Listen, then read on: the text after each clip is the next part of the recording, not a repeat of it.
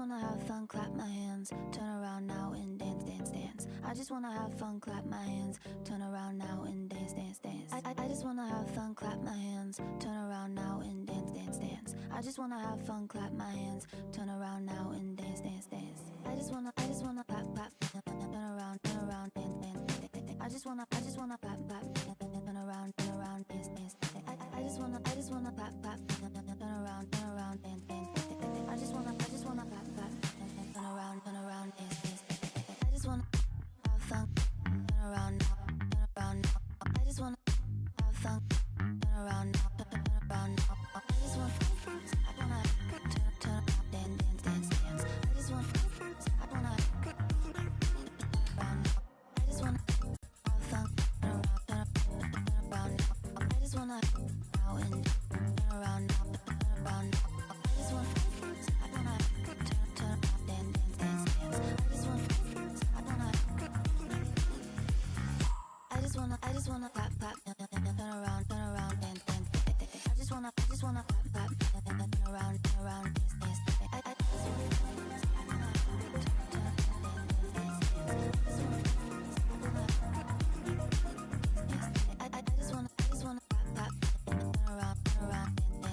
I just wanna clap, clap, turn around, dance, dance.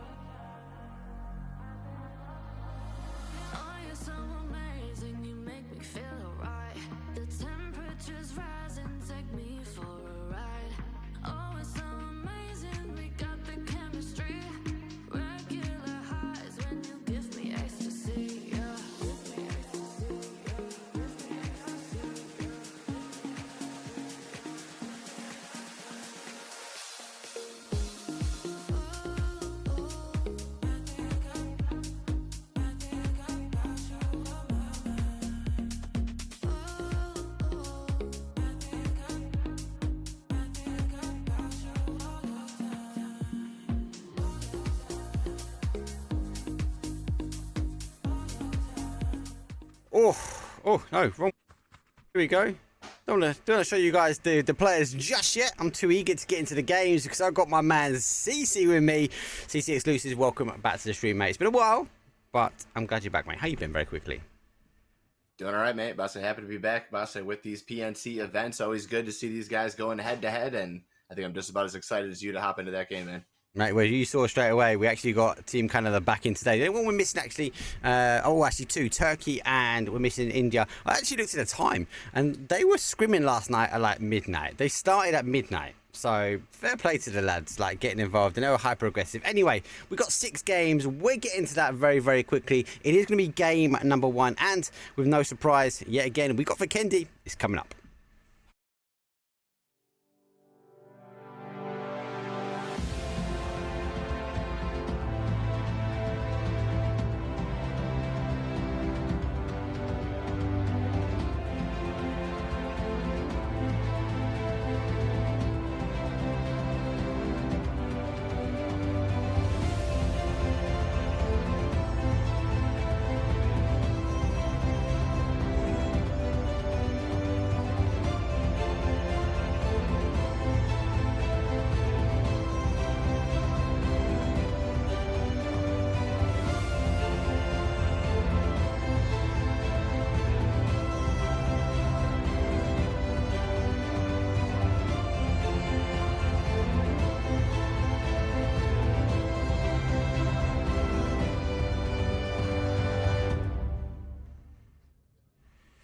Here we go, it's game number 1, and it's going to be best of the 6 today, CC, and we get Vikendi. Now, I had the pleasure of doing Vikendi for the last 2 days. I jumped into your stream because you was covering the console tournaments last night. You guys haven't got Vikendi just yet, as you just sort of tinkered into Tego. We'll come back to Tego, but what's your thoughts, honestly, about Vikendi? Is it esports ready? I think that's the big question a lot of people ask in chat.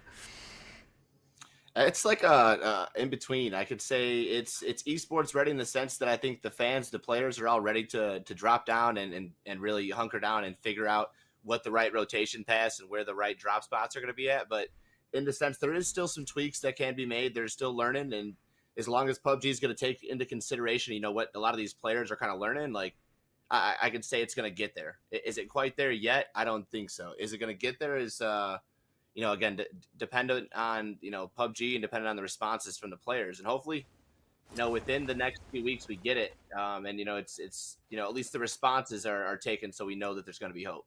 Yeah, well, look, you know me, I like change. I think a lot of the people out there also know I'm always one for a new bit of change. And obviously, with change does come challenge, so to speak. And I think, yeah, the challenge is going to be about, like we saw with Tego, for still to a degree, not as much now, the timing, that time and understanding, learning the rotation when it comes down to not just yourself, but the other teams and how players and how you move across a map. Because, look, for Kendi's, and to a degree, Tego is not an old map. It's been about, it's done the circuit. We've seen it in the ranks. We moaned about it in the ranks, right? But now it's in the esports scene. That's slightly different, and it does warrant a different type of game plan, I feel. And you're right, they just need to learn it. And when these teams are going down, oh, is that the head? Oh no, it's a lid. No, is that a head? Helmet. It's a head. It's a helmet.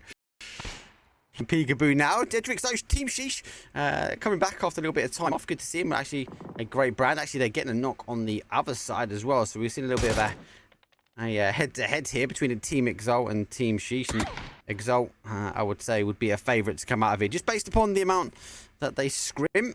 But we won't write off Team Sheesh just yet, because they are a strong contender. You know, if I'm gonna say so, Sheesh is one of my favorite team names here. Mate, best logo as well. Oh my days! Disgusting DBS shot. Bit of salt. I think they're going to take their kill and they're going to back away. Jenny's getting in the car now. He's going to opt to go away. Looks like they lost another one, so they lose 2. As Tess picks up Jedricks. That was the fight we was looking at a minute ago. And then Jenny and Hawkeye, they're a little bit split now. So expect them to tighten themselves up. So early action here, but we do have an additional team. Really. 17 teams up, 62 players now remain.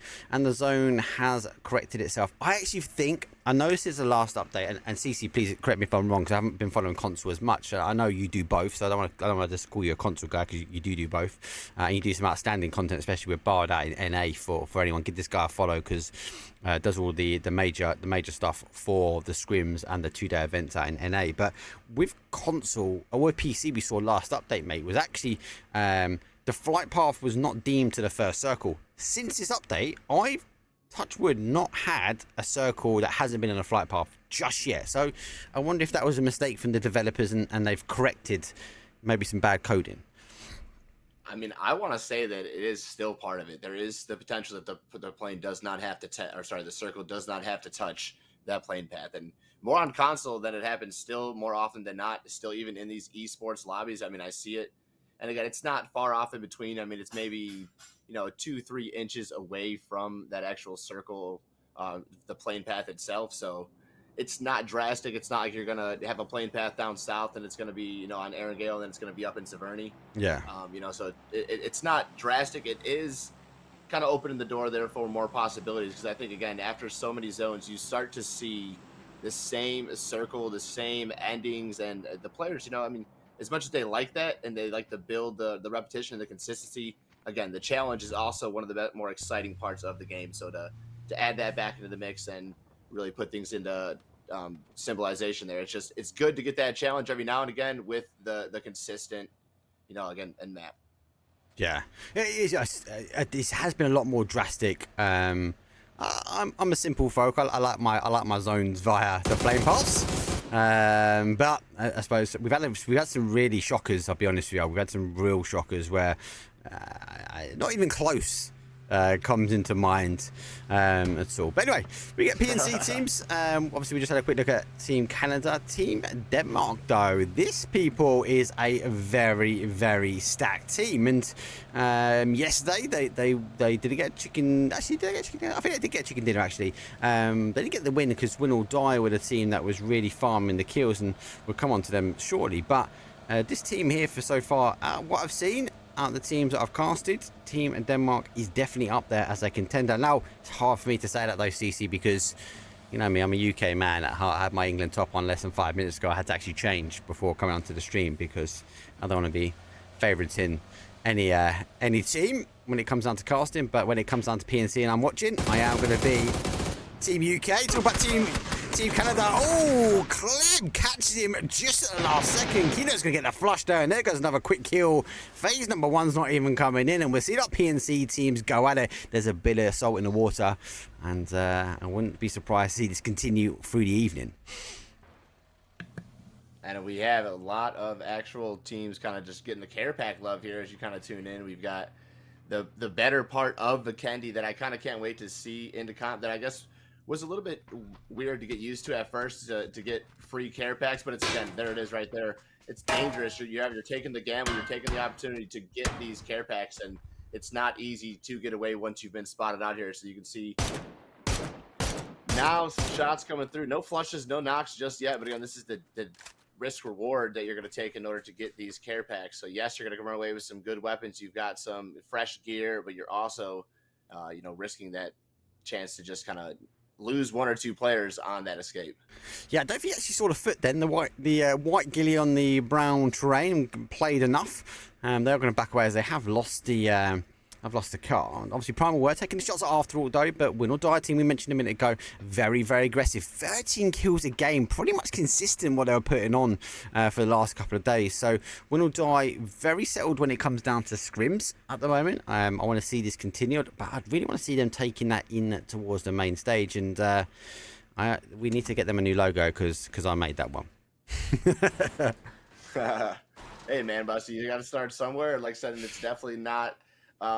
there's been some logos that have been slapped together, I'm sure, in 15 minutes, and that one, at least looks like it's had some work. Okay, Mark? I don't know about some work, mate. Whoa, Win or Die extends, gets art down, new in the towers, so he's going to take a little bit of a tumble as he does get caught on that drop towards that second bit, has picked up, but we've got the emergency pickups, we've got the those parachutes that we're able to deploy, so able to get off there nice and quick, but looks like Win or Die also put in a kill on the board. This team will go farm. They will be aggressive when they need to be. But I actually like they can disengage at the moment as well. They won't always just go cold, blind, NA style PUBG. They will play a little bit easier. There goes another one. As Quizzy gets down on the Sawyer boys, they now try and pack away. It's Techers. It's a 180 and says goodbye. I'm out. But the kill feed says differently. It's after all gets Quizzy back. So they know that was him who knocked. So they instantly turn their way back around. Talk about reading the kill feed. That would have taken me at least a game to figure that one out. I would have been in game 2 turning back around going, hold on, that's the guy who just knocked my boy. Turn around, there goes the response. Comes back. Nice trade coming out there. And again, there's a one and done right there. Still hanging out right over here. Down as X joins the party. We've now got a little sandwich effect going in here. Unfortunately, the meat right now seems to be win or die, and then right now they are going to win or die. And in the fact of the sense, there is the last death, no win for them. Starting off the day a little rough. First team of 17 to go down, and commentator's curse. It's just unfortunate. It happens, I mean, again, looking at some of the better teams, they fought well. I mean, you can't say they did anything wrong there. But I guess the tail of the take with 17 teams in the lobby, you're gonna run into somebody, and we've seen, again, phase 1 rotations. We've seen some fights. That was the first full-blown fight, and we may have another one. Rotation kills coming through still, and there goes 1, there goes 2. Ace starting to pull through. Sticks losing a couple, and it's really getting congested here on the rotation. I've never seen it this bad. I don't think I have a Kendi on rotations, but today, phase one just seems to be everybody's ready for some blood. Oh, Basend, they set themselves up nicely there as they did get hold. It's a team that actually doesn't like an early fight. They will play it safe. They will rotate smartly and make high IQ plays. And looks like obviously their drop zone was over this neck of the woods. They will hold, and we do see the final Sheesh go down. First two to go down, and talk about going down. Seems to be the water as it's not going down on this map so far. 50% of the zone, maybe 60 at best is lands. A little bit of high terrain. It's not going to be great. Team Denmark in a good spot here. Team Canada, I think, will be happy sitting on the outside edge as well. Prime with a nice little split, but got to be also big shout for PCF. They're on a 2-2, but with a limitation of zone compounds and playable terrain, I feel with 15 teams and 51 players left, we might want to give up some of those splits. And it looks like PCF is doing the right thing. They've given up their compounds. They now move away, and this is going to allow the Woo in towards their new real estate. So they will put up into the compound nicely. Pretty clean. Good move, though. High IQ move, though, from PCF. They disengage. Nice little backfill there to come take over some of the action, tuning in back in with Denmark. Again, we've watched these guys fighting in, now rotating their way into that zone. Woo, the security they have also on that east side is there's not a single team that really has to rotate past or through them. So they've kind of got some love to hang tight for right now.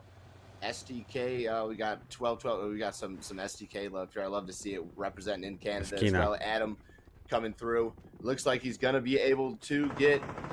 Oh, Killer Kai hasn't seen him. He's not seen him. No, as I was about to say, I made sure he's going to get this little surprise attack, but no, he avoids the exposure, I guess you want to call it. Adam takes the full front up the fight from the back. Oh my God! Takes some shots. Finna falls.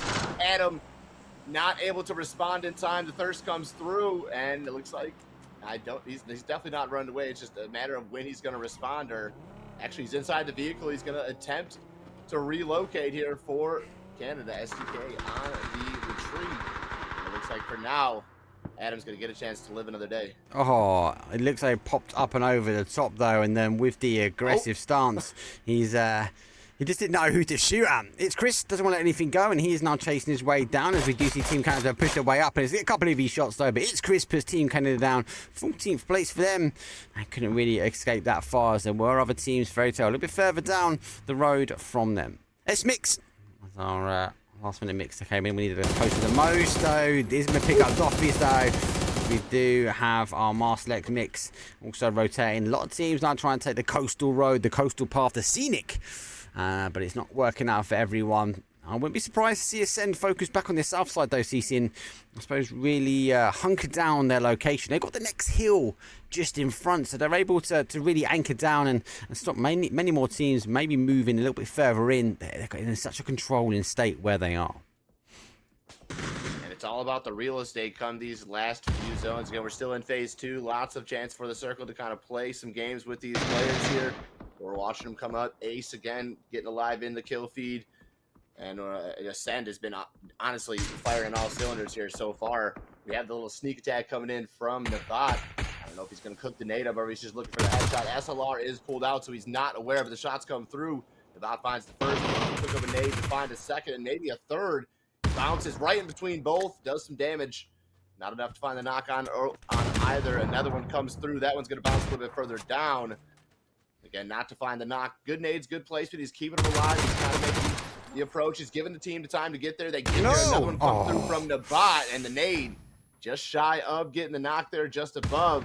Just one left alive, and there's Solo Bev gets the knock, or excuse me, Solo Bay. And that nade looks too perfect. Rolls a little bit farther down.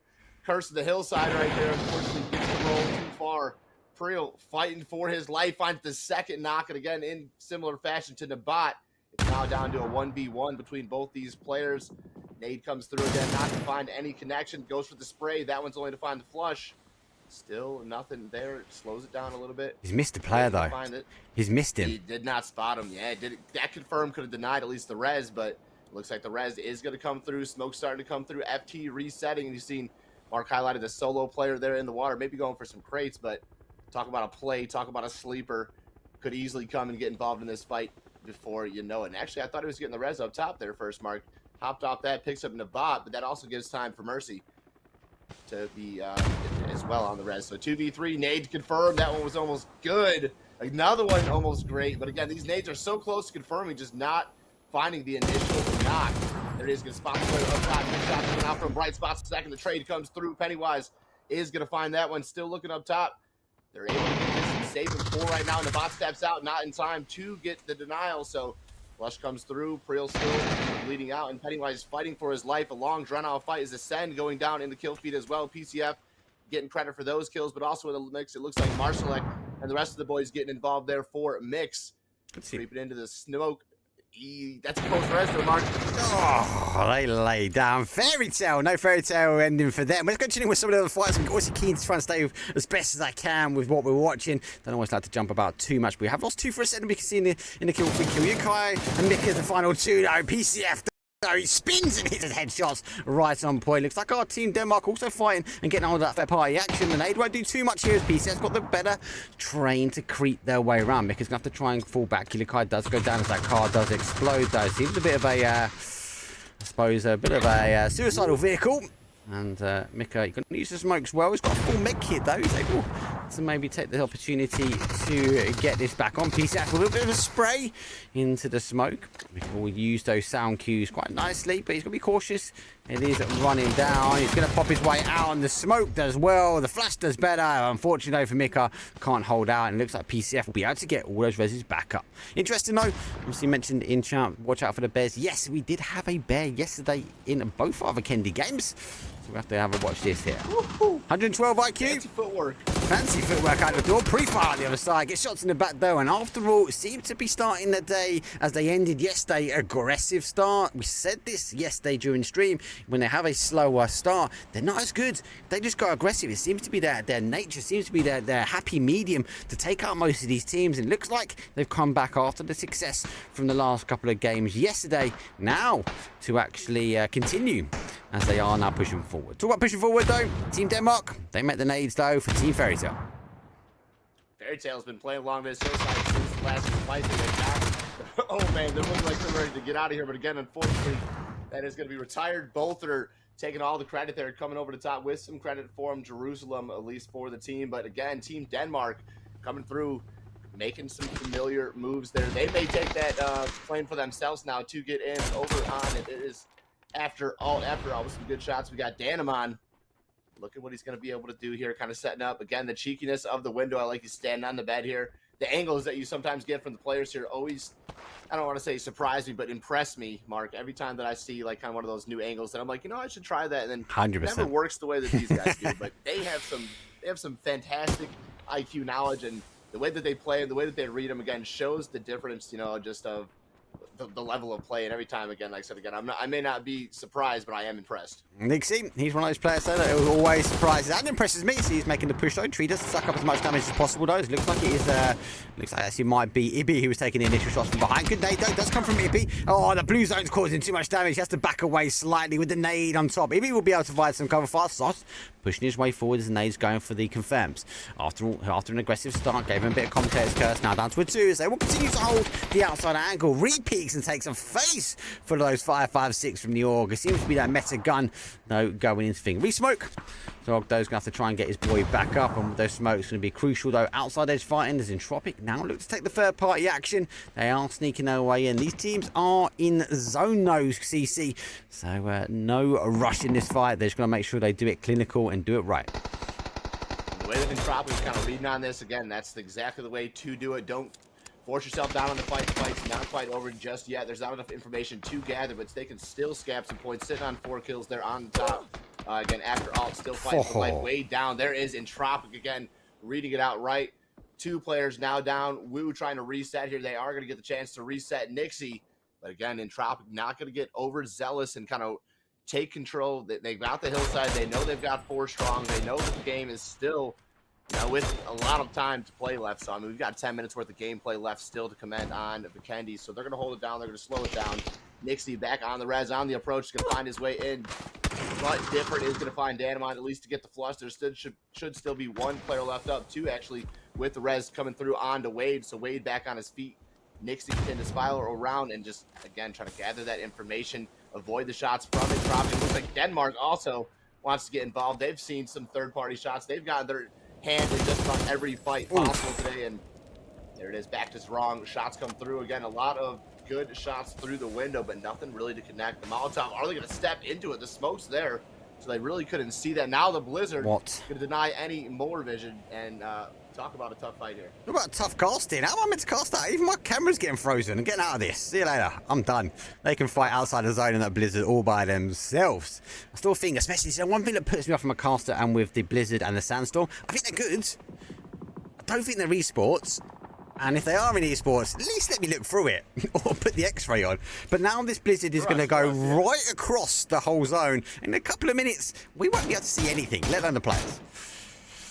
Literally, and that's the pros and the cons. And again, I like the fact that it does change the terrain, change the field, gives you an opportunity to walk across an open field. But you know what? Let us see that. I mean, we're not hurting nobody over here. We're not, we're gonna need to see that. There's been some great shots that I've been in play and I've seen but not seen, right? Yeah, 100%. Oh, Tropic actually made the early rotation out. They get caught, so here, though, do pick up one. And see, that seems to always get towards the end, couple of zones. They don't always get the high kills. PCF, though, insane shots, though. They put in Tropic now, down to their final player.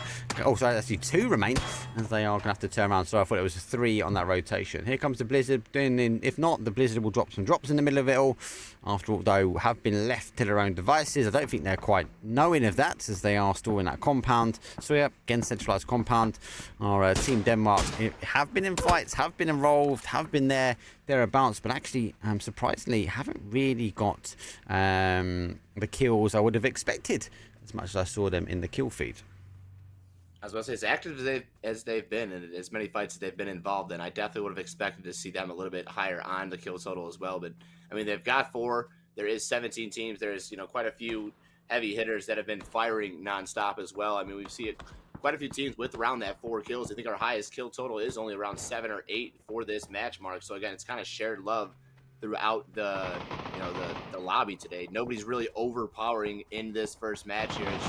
Everybody's finding the rhythm. Everybody's finding a chance to get in. There is Denmark to find one more, as that is, after all, eliminated. Their top 4 teams going to give us right there. PCF, which, again, they've been, I think, one of our top teams killing everybody here, and then Denmark as well. So both these teams in a good position as we check in with the 2 players of Sui, and we've got a chance. I want to say they've got good zone, but Entropic is right there as well. So, I mean, both these teams inside the center of the zone, but sometimes Mark, center of the zone doesn't always fare well when you've got 2 teams, especially with 4 players alive, ready to kind of just take away all angles. Yeah, it's an interesting end zone as well. We are top 4 a little bit earlier than what I'd expected. With a phase 5, now a phase 6. You'd see maybe more teams still remain here. So, though, they're going to hold the outside edge. Entropic need to make the move. PCF got a little ridge they can play. It's really not that much. They've got cover.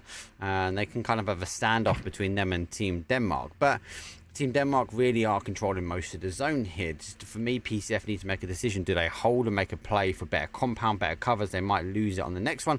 There isn't that much remaining here. Like what we had on game number 1 yesterday, Kendi didn't have a lot to offer, ending up in pretty much open give or take terrain. And actually, we had a little bear thrown in the mix. No bears for this first game. Bit disappointed. Hopefully we get a bear in game 2. The polar bear always brings some outstanding shots like Kino. And again, I don't know if this is right or wrong. The bear didn't attack anyone, especially on game number 1. They only attacked Team Canada after they took the first shot to them. So I'm assuming bears are friendly. That's kind of like a mechanic, to kind of keep things fair again. Leave me alone, I'll leave you alone. Kind of like some wild nature. I mean, he was having fun, mate. He was running around. He was having a dream. He was just having he was going in between the teams. He was open. He was happy. He was not causing anyone problems. Poor Gaxi, though. Get some selfies in, man. Yeah. Screenshots in with the polar bear, mid-com, like, hey, bro, hold up. 100%, mate. Entropic, the big play all the way around, and funny enough, they actually get themselves in. Big rotation round, not taking the short path here, taking the long road, and actually find themselves now in the compound. So, though, 2 versus 2 in the compound, third party action with a 4 versus 4 team, and the blue zone nades are going to squeeze out. Have they got a tiny bit? They haven't. They do get the meds on in time, but they are going to lose 1 there. We might see now the push, though, as don't need to. Quick 1, quick 2. Blue zone nades into perfection. 3 teams now remain. 4 versus 4 versus 2 is sitting in the compound. Wow, I mean, again, the rotation from Entropic was great, but Sui with the response right there. eliminated within seconds upon the arrival. And there's Denmark. Let's put a couple of shots in for good measure just to make sure those aren't some dead bodies. They aren't. Don't worry about it. Going to take a look back here. Still looking down. Denmark, north side control here. We've got that south side control to PCF. And again, the compound now taking control over by Sui. So each team kind of with the respected retail for right now. It's a matter of where this phase 6 goes. So early on in the zone, we're not really going to see too many major moves, I think, until we see maybe the phase 7, phase 8. If one of these teams does get aggressive, then that could potentially present the opportunity for the next to walk in. But for the time being, it seems that it's going to be a little defensive, waiting for this next 20 seconds to get this phase 7 circle pop. We see the information being gathered. Sui's going to gather whatever they can off the boxes of Entropic. And again, with all due respect, you got to get these utilities, get them smoked. It's starting to get closer and closer to an open road, open field finish here. And again, I kind of like those markets. It's entertaining. It challenges the player not only for the zone knowledge, but also for the shots. Team Denmark paying off the PUBG gods here.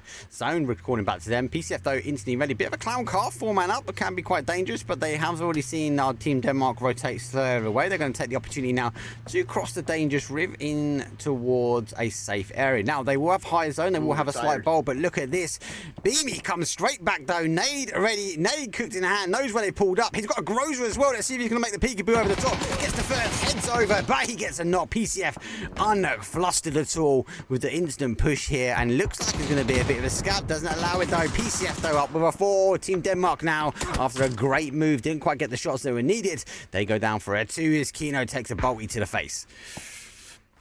Voldemort keeps reminding me of the best of both worlds. You got Voldemort, a little bit of Digimon coming in, and this man is just playing in all similar fashion, surprising me left and right. And I'm glad to see again some different names. Now that I haven't casted too much of the outside regions of NAEU, so it's good to see some other faces and some really talented players out here. Mark, some great shots, great rotations. I mean, we've seen Voldemort 3 or 4 times, time and time again, inside that kill feed. I mean, he's got I think 6 kills. I mean, more than that, obviously, but every time that I look up there, he seems to be in, and now there he is in the car, full-fledged, pushing on to Denmark. 2 already down. Jerusalem taking shots from Voldemort, holding it down, but there is just no room for Denmark to go, and as great as we've seen them play, PCF just coming through and showing their true colors here in the endgame. Yeah, they want to get a first chicken dinner on the board here. Blue Zone nades are going to go out. It's going to slow down a little bit here, but don't forget, it's got no lids, so Team Denmark in a very bad spot. A couple of headies here, and he's going to go down. It's not going to be long, and there goes another bolty, and they go down. 4 versus 2. PCF, love the knock, push mentality. Let's see what I can do with a 2-man. A 2-man has split eyes. He picked him up, though. He's dodging his way back down. I said, don't know. They picked him up. They have. They've got him the split, though. Tekker's taking a few hits now. It's still 4 versus 2, but it's kind of a 2 versus 1 battle either side of this terrain here. Let's see if he can get the split. No, does get one. Celtic goes down. Going to dodge himself back in. Both of these Suya players can really capitalize on, I suppose, the aggressive nature of PCF. They just need to pick apart and not allow the players to get back up. He's going to try and pop the tires and get these shots from behind. Does get the knock eventually, though. Another headshot, though, comes in. Final player will remain. As I just want to try and watch up the bolty shots. As you know, he is going to be aggressive before I bounce back to that final player. Just trying to wait for him again. The amount that he's been kicking out of that Moisen has been insane. Now actually going to try and even stick the res. Yep. Going to bait. Which way is he going? Baity boot. He's going for the bait. Voldemort low on the inside edge. He's just waiting for him. He's outside of zone, I believe. So he's going to take a few shots here. This is kind of a PCF. He's trying to juggle the fights, though. I'll give him that. He's juggling the fights down, but his world's getting very, very small very quickly.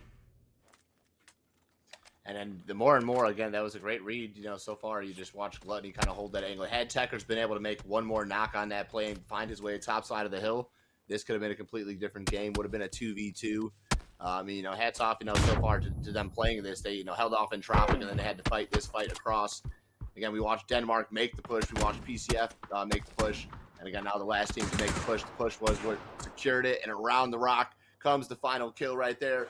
Pacific Esports with a 13-kill, 23-point chicken dinner here to start us off on our first event of the day here. Well played. Couldn't have done it better with the rotations, the push. But they honestly read it, I think, perfectly at the end. And with Denmark playing basically in a similar fashion. It kind of could have went either way there, Mark. Yeah, look, it was good ending. Obviously, winner chicken dinner with a nice, as you mentioned, 13 points. Is good? Do you know what? Actually, we're thinking about PCF though. They obviously moved themselves into an aggressive stance, and that aggressive stance actually kicked off when they got those knocks with Team Denmark. Going into things though, obviously that was game at number 1. That was our first for Kendi, done and dusted. So good showing. No polar bears, I'm sorry. We still need a name for a polar bear. We had a couple of guesses, so again, keep your names coming in for chat. I need something to be able to call the polar bears out, so you guys and girls, so the viewers know we are talking about the polar bear and not a random player. Batulins, I can't call Batulins a bear. Right, that's not happening. He's the man that conquers the rocks from Team Twisted Minds. A big shout for them, obviously getting in that top 3 placement though for PGS. Anyway, that's done. Game number 1 done and dusted. We're going to take a very quick break though, as we are loading the lobby already. I'm being summoned already back in to the lobby. Game number 2 is going to be another for Kendi. We'll then follow things up and work our way across. But we've only got the 1 Orango again today, and we will go for our close up with 2 Miramar, and we've still got that spicy Tago to come on game number 3. Anyway, sit back, relax. Game at number 2 is coming up shortly.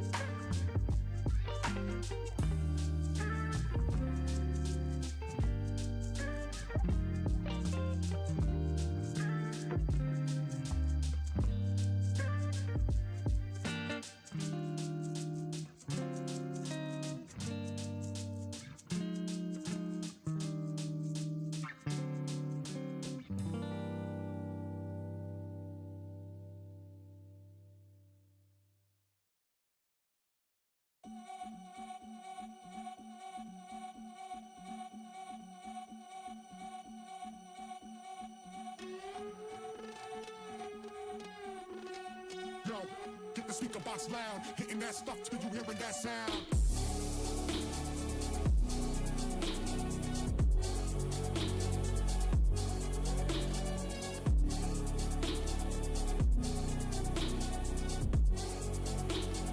Hitting that stuff till you hearing that sound.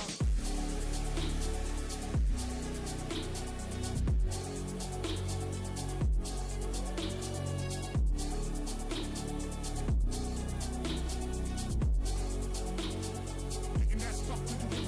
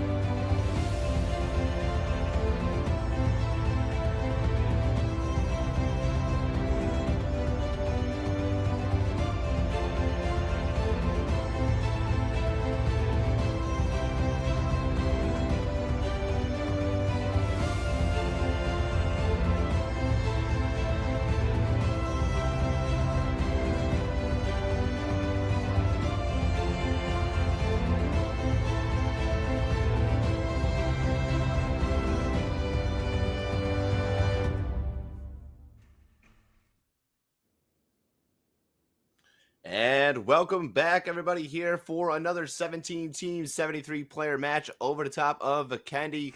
We've seen some exciting action there from the match before on PCFF. Wow. PCF, you got it, you got it, mate. We're words just are dusting, hard. we're dusting that dust off, mate. You've been living the NA dream for too long, mate. Welcome back to Amir, brother. PCF, Pacific Esports, closed up nicely.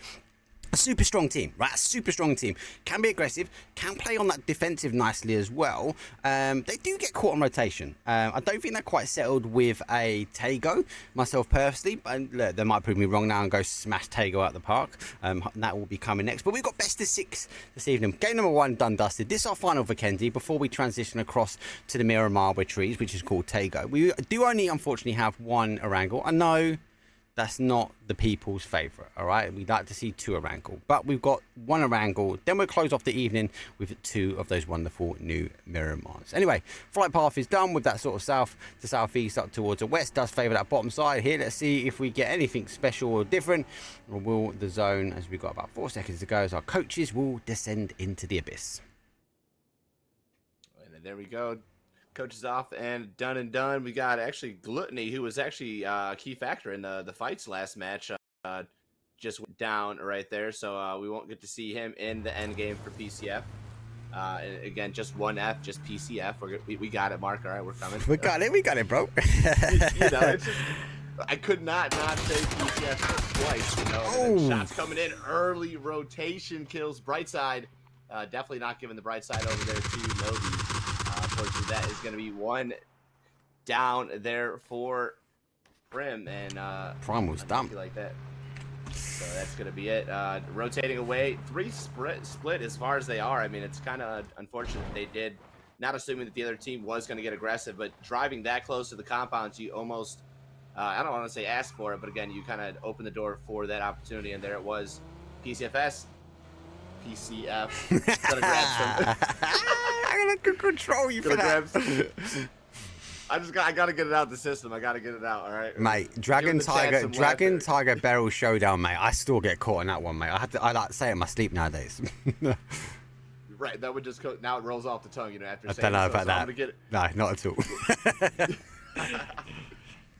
Absolutely, you got to stop just to say some of the other words. So I mean, we're getting there, Chad. Okay, we're getting there. I gotta make the man look like the legend here, because this guy.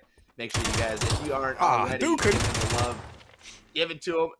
Built different, coming in here again. Again, PCF losing 1 right here off the rip. Not looking like they're having the same game. This is what Mark was talking about last time, that they have trouble rotating. And let's just hang out here. We're gonna avoid the confrontation for now. I'm waiting for him to hop in the vehicle and just book it out of there. But for now, we're gonna wait. We're gonna hope for the best, and we're gonna wait for the surprise attack. Well, it'd be done right there, right? So he heard the car crash. He didn't even worry about the vest lid. He knew he had the small window of opportunity to go get the best of a player. Caught him catching a gun. Fenderlost obviously was getting out of the car himself. That's how quickly Ibby moved to go take that player. He's got nothing else to play now. He has to kind of wait for Celtic now to come in, maybe make a bit of noise. Ibby will then have to play over. Fenderlost will have an opportunity then to go and get. Looks like a little bit of a team kit going on. We haven't all got the Street Fighter gear, but Fenderlost though is a bit of a fan favourite. Does get a bit of love in chat. He is going to be in need of Celtic now to make some noise. Ibido with the peekaboo over the top, has to turn around, doesn't quite catch him. The MP5, a dangerous gun to have, and there we go. Fenderlost though taking the opportunity now. He's pushed himself into the garage though. Jumper boo around the other side though. Pre-fire comes around. As Ibby jumps up and over, doesn't quite get the connection though. Has to run back. He's run out of time. More importantly, he's run out of bullets. The team are coming in. He does go down. Now RPG in the back pocket. Can he pick him up? Oh, he only gets a little bit of damage. Doesn't quite get the connection he needs. He's trying to go around the adjacent side. Flash over and around as we are getting the wheel. He knows he has more coming in. He knows he has to take it. Does get the headshot though. Now trying to reinforcements though. Coming in. He's going to get the opportunity to get that res on. And the woo. We've only got 1 player remaining here. They're going to have to disengage and back away. We have seen though. Talk about engagement though. And looks like Exalt lost 1 towards Team Denmark as well. So a lot of teams now moving their way in. And maybe the Woo not disengaging as I expected. We might see a little bit more of a crash coming in. And the rest of the Woo now finally joining the party here. Full send in from the remaining 2 players here. And I thought they were going to take some damage there. We're able to stop. In time, shots come through. Celtic with the MP5. And again, one of the powerful weapons here on Vikendi that only available on Vikendi. Thunderlust is going to get some love there as well. Nixie going to go down. And it looks like one player left up here. And there was the final player of the Woo. Down in a blaze of glory, just like that. And they did find one for PCF, so it was a nice little, open up. Again, like you said, they found what they could out of the fight there. In the response for PCF, they were able to get all the players there, play it quietly in time, and then boom, find all 3, and then the 4th player right there. So 4 kills in the bag for PCF, coming off of the victory here, feeling good off that rotation. But now a couple of other teams, a little bit quieter start here this time around on Vikendi. Teams starting to learn kind of off that first rotation, what to do, what not to do, again, with the different regions in the lobby of where teams are going to play, how they play. And again, sometimes I'm learning the aggression on different lands, in different regions. Sometimes you're seeing the players would rather, find a compound and, hang tight and wait for the fight to come to them. Other teams are full send, like they see the action, they wait for the perfect opportunity, and then they find their way in. And, here it is, Tropic finding their way in. They're doing some damage over onto Bay, and Naleb's going to find one, opens it up with the flush, steal 3 players down. Yeah, not too bad. Obviously, Entropic, though, lurking their way. It looks like Clibdo getting the knock. I'm keen to obviously jump back, though, and have a quick look, because we do have Beamy. He's sneaking his way around. And I do like the train, actually, with that we actually have to offer on Vikendi. It gives these teams the opportunity to move around. And actually, it seems like these cable carts become the centre of attention of quite a bit of action here, CC. Literally, these are not only the Panzerfaust spawns, but also, a great opportunity to rotate above. I haven't seen too many deaths from above, but the minute that we do, definitely going to be a challenge there. It's a nade to open up, and Beamy is going to get one, but in return, going to get knocked. Shots in then from Exalt. Exalt with a nice response here, and somehow Denmark falling on their head. From the back comes Fairist, and then again, 112 Entropic, or excuse me, 112 IQ. Is going to, use that above average IQ, or around average IQ, we should say, to come through and make it happen for Exalt. Exalt comes out on top over Denmark. And again, after being in the top 3, that is not how you want to respond in the following game. So much action, though. So much action around those cable car areas. It seems to be like a beacon of, people go try and hold. I suppose it's high ground, right? People are playing that for high ground. Here, let me ask you, though, obviously, why we were still waiting for some teams to play in. The MP5, is it too much for comp? Can I even say that because we've got the P90, but is the MP5 just too much for comp? Do you think it has a place? I think it does, because there's certain players out there that are so good with that M4 barrel. I mean, what is an MP5 to them? I mean, honestly. I mean, yeah, it's got a fast fire rate, but I watch these guys with the barrel and the M4 and put the P90 that thing as well, and, right? hit the shot. And yeah, P90 as well. I mean, the amount of shots that they hit, whether it be, now or then, I mean, it really doesn't matter what the fire rate is. It's a matter of accuracy, control, and whatever weapon that these guys pick up tends to be that. I know they're not excited about it, but again, it's like, how many players are actually going to use that MP5 through and through? It's going to have its opportunities, like a micro Uzi end game. You're sitting there inside the compound. You're going to want to have something short, something quick. You see players use the shotgun. So, why not pull out an MP5 and then kind of, give that chance to do it? Is it going to make players excited? I don't think so. It, again, kind of opens the door for a more challenging end game and an expectation. Do they have a shotgun? Do they got an MP5? Am I running into a Panzerfaust? I mean, your questions are no longer, I'm just going to, challenge in and charge into a shotgun. It's what situation am I really walking into right now? This is what I like about PUBG, though, because they put answers to certain guns, right? We saw that meta being the outside play for a while, so then they bring strength back to the compounds by putting mortar strikes back in. So I like it. It does go backwards and forwards when it comes down to guns. Marselec mix, for those that are not sure, Marselec is casino, always casino. Roof, this guy here, that's Marselec. Good to see him back on. Yeah, he's not part of Polish Power anymore. I know a lot of people do jump in chat and ask if he's part of Polish Power, why he's not playing. He walked away from Polish Power, and talk about walking away, that's beyond. As Pennywise takes the wise rotation back after not receiving a headshot, though, from our After All team. Now, as I said to you last game, After All get going, and they were aggressive, right? And we saw how good they are. I'm not seeing that aggression nature from them at the moment. They're holding center of the compound, so I'll be intrigued to see what they can do with this one. They might just need to hunker down and wait this one out. I don't think they're going to get the fights that they want. Not looking likely that here sitting on the hillside, you can see he's finally getting the information which, that they're really not going to get over aggressive. It is phase 2. We've seen a lot of intense early action, and I think the teams don't really want to go so far in and do it so far that way, so they're going to just wait it out and see what we can kind of grab from there. And in the sense that there is a lot to do still, so we'll have to see what these teams can make and where they're going to play from. But, I mean, I don't want to see the early action that we got last time. I would rather wait it out. I'd rather see the end game situations full 4. As I say that, we have potential crashes. Looks like they're towards the center of that zone. And it looks like win or die, and then as well as Pacific Esports about to get into it. This is all rigid. Everyone's fighting for the high ground in the middle now. So we're obviously up here, and they are now cresting up the top here. PCF though on the other side, though, as they are looking to pop a couple of shots. Nades do go back down, and this is one of these bear caves. If they do, I believe if they open up this, it will have a bear inside. There's normally bears lurking around here, so we might get our polar bear. Not today. No polar bear here today. I wonder if they already took him out. Nah, there was an update this morning, actually. Maybe we won't see the polar bears anymore. I'll be disappointed, I'll be honest. I think I heard motor strike. Maybe not. Just hearing whistles No, in flare, the back. flare. Okay. Yeah. That could have been entertaining there, but nades going in. I like this is the coolest part about it. When there's not the bears there, they're able to play the high-low ground here. It's kind of like the cave on Miramar, but doesn't get much action. This one tends to get used a little bit more here on Bukendi. So updates like that, I really do appreciate here. That they're starting to kind of bring some different terrain challenges, some different, again, a high-low ground, and then really make that. Now starting to work their way. We're not seeing the fight, though. It's now starting to kick off. I'm trying to figure out who to watch. Looks like PCF are going to disengage from this one after losing another player. Celtic, though, is on the run. He is lucky enough running away, and he says, as he does turn back towards our Exalt team. So he needs to be very cautious here. Kind of want him to get off the high ground, as he will potentially line up, as he does drive right through a tree. And off he goes. He should be able to find a little bit of a home, maybe towards that central zone. And there are a couple of dips and crevices that you can find yourself in. Maybe you just go pop up into that train station. There's SDK, another fight still going on. Sui here getting in with Marshlick and the boys.